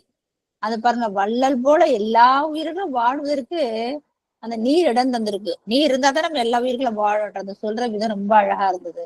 அடுத்தது நகரை பத்தி சொன்னீங்க. அந்த எப்படி நகர் எவ்வளவு சிறப்பா இருந்தது அப்படின்ற மாதிரி அந்த நகருக்கு விளக்கம் கொடுத்துட்டு, அந்த நகர் எப்படி பெருமை மிக்கதா இருந்தான். திருமங்கலம் என்னும் ஊருன்றது அந்த முதல் பாடல்ல ரொம்ப அழகா எடுத்து விளக்கம் கொடுத்தீங்கம்மா. 2வது போல அந்த ஊருடைய சிறப்பு என்ன? மதில்னா ரொம்ப சிறப்பு, பெருமை, செல்வத்தை குடிக்கக்கூடியதா அப்படி இருந்தது. அந்த ஊரை பத்தி விளக்கம் சொன்னீங்க. மஞ்சுனா மேகம், ஞாயினா எந்திரங்களை இணைத்த இடம், எந்திரங்கள்லாம் வைக்கக்கூடிய ஒரு இடமா இருந்தது அப்படின்னு. அப்படியே அந்த காலத்துக்கே நம்ம போயிட்டோம். ஒரு ராஜா காலம் எப்படி இருக்கும், மதில்கள் சூழ்ந்து அந்த மதில்கள்லாம் உயரமா இருந்து அங்கெல்லாம் போர் புரியறதுக்கு தயார் நிலையில இருக்கிற மாதிரி அந்த இடத்துக்கே போயிட்டோம். அந்த மாடு உயர்மணி மாடத்தோட விளங்கக்கூடியதா இருந்தது. பெண்கள், அந்த பெண்களுக்கு 2 விதமான அர்த்தமா இருக்கும்னு நினைச்சேன் நானு. ஆனா பெண்கள்லாம் நாட்டியம் ஆடுற பெண்களா இருக்கணும் அப்படின்லாம் அந்த சந்தோஷத்தை கொடுக்கக்கூடிய பெண்கள், அப்படியே ஒரு அர்த்தம் எடுத்துக்கலாம்னு நினைச்சேன் நானு. ஆனா நீங்க சொன்ன போது பாருங்களேன், அழகா அவங்க தாமரை பஞ்சு போல தாமரை போல இருந்துதான் அந்த இலைங்காலைகளை முடி மயிர்கள் வந்து அந்த பரப்புல அப்படியே சூழ்ந்திருக்கு. மென்மையான அந்த முடி வந்து மென்மையான பாதங்கள், பெண்களுடைய மென்மையான பாதங்கள்ல அவங்களுடைய மயிர்கள் வந்து பரப்பி இருந்திருக்குது. அப்படிலாம் சந்தோஷமா வாழ்ந்திருக்கிறாங்க அப்படின்ற அந்த விதமான ஒரு கருத்தையும் எடுத்து கொடுத்தீங்க. ரொம்ப சிறப்பான ஒரு விளக்கம் தான். அடுத்த பாடல்ல வந்து அந்த தெரு அழகு, மக்களும் எப்படி மகிழ்ச்சியா வாழறாங்க, அந்த தெருவுல அந்த சிறுவர்கள்லாம் எங்க பாருங்க, அந்த எப்படி இந்த பெண்கள்லாம் இருந்தாங்க, அந்த அழகு கூந்தலுடைய பெண்கள்லாம் இருந்தாங்க. அந்த ஒளி எப்படி இந்த மங்களமா இருக்கக்கூடிய இந்த ஒளி, முழு ஒளி கேட்டுட்டே இருந்தது. அந்த அழகிய முற்றங்கள்லாம் இருந்தது. அந்த சிறுவர்கள்லாம் எப்படி சிறப்பாங்க அந்த அதுக்கு ஒரு விளக்கம் கொடுத்தீங்க. என்ன அந்த என்னதுன்னா பொலிமணி மூன்றுன்னா இல்ல, அந்த சிறப்பாக அந்த இல்லத்துக்கு முன்னால அந்த வார்த்தை ரொம்ப அழகா இருந்தது. இல்லத்துக்கு முன்னால இருந்துதான் அந்த விளக்கமும் எடுத்து கொடுத்தீங்க. அந்த அந்த வார்த்தைக்கு விளக்கம் ரொம்ப சிறப்பாகலாம் தெரியாது எங்களுக்கு. பொலிமணி முன்றில்னா இல்லத்திலுக்கு முன்னால இருக்கிற இடம், சிறுவர்கள்லாம் விளையாடக்கூடிய இடம் அப்படின்னு ரொம்ப அழகா எடுத்து கொடுத்தீங்க. அப்புறம் உழவு ஆறாதல்னா அதுக்கு எப்படி உழவு தொழிலே இந்த வளமையான இருக்கக்கூடிய இந்த உழவு தொழிலை பத்தி சிறப்பா அந்த பாடலை விளக்கம் எடுத்து கொடுத்தீங்கன்னா, அடுத்தது வந்து சிவபுரி, அந்த எப்படி இருந்து அந்த ஊரு சடம் நெற்றிக்கண்ணுடைய அந்த பெருமாள் எப்படி விளக்கம் ரொம்ப அழகு. சிவபெருமானது சடமுடியும் அந்த 3வது நெற்றிக்கண் எப்படி வந்ததும் விளக்கம் கொடுத்தீங்க. அம்மா வந்து கண்ணை மூடிட்டாங்க, அதுக்கப்புறம் அந்த 3வது கண்ணு அந்த சிறப்பையும் எடுத்து கொடுத்து, கரிய போன்ற மேகம் அவங்க எப்படி அந்த கழுத்துல நஞ்சு உண்டார் இல்லையா, அந்த கரிய மேகத்தை போல இருக்கக்கூடிய அந்த விளக்கம் எடுத்து சிறப்பு சிறப்பு. அப்புறம் இன்னும் ஒரு சிறப்பு சொன்னீங்க, அடியாருடைய பெருமை தான். என்ன சிறப்பு அப்படின்னு கேட்டா அடியாருடைய கூட்ட சிறப்பு தான் அப்படின்றது. அந்த சிவபுரி அந்த ஊரை பத்தி விளக்கமா எடுத்து கொடுத்தீங்க. ரொம்ப நல்லா இருந்தது. அடுத்தது பாடலை வந்து நிலை பெற்று, அதாவது மண்ணிய அந்த அந்த தன்மையுடைய வாழ்வு அந்த பதியில ஏற்படும் அந்த நிலை பெற்று வழியாக வந்த அந்த அந்த சோழர்களுடைய படைத்துல ஒவ்வொரு குடியுரிமைனா அப்படியே தொடர்ச்சியா வரும் இல்லையா, நம்மளே பரம்பரை அந்த பரம்பரையில தான் அவங்க வந்து அந்த தொழிலை செஞ்சுட்டு இருக்காங்க அப்படின்னு அந்த விளக்கமும் எடுத்து கொடுத்தீங்க.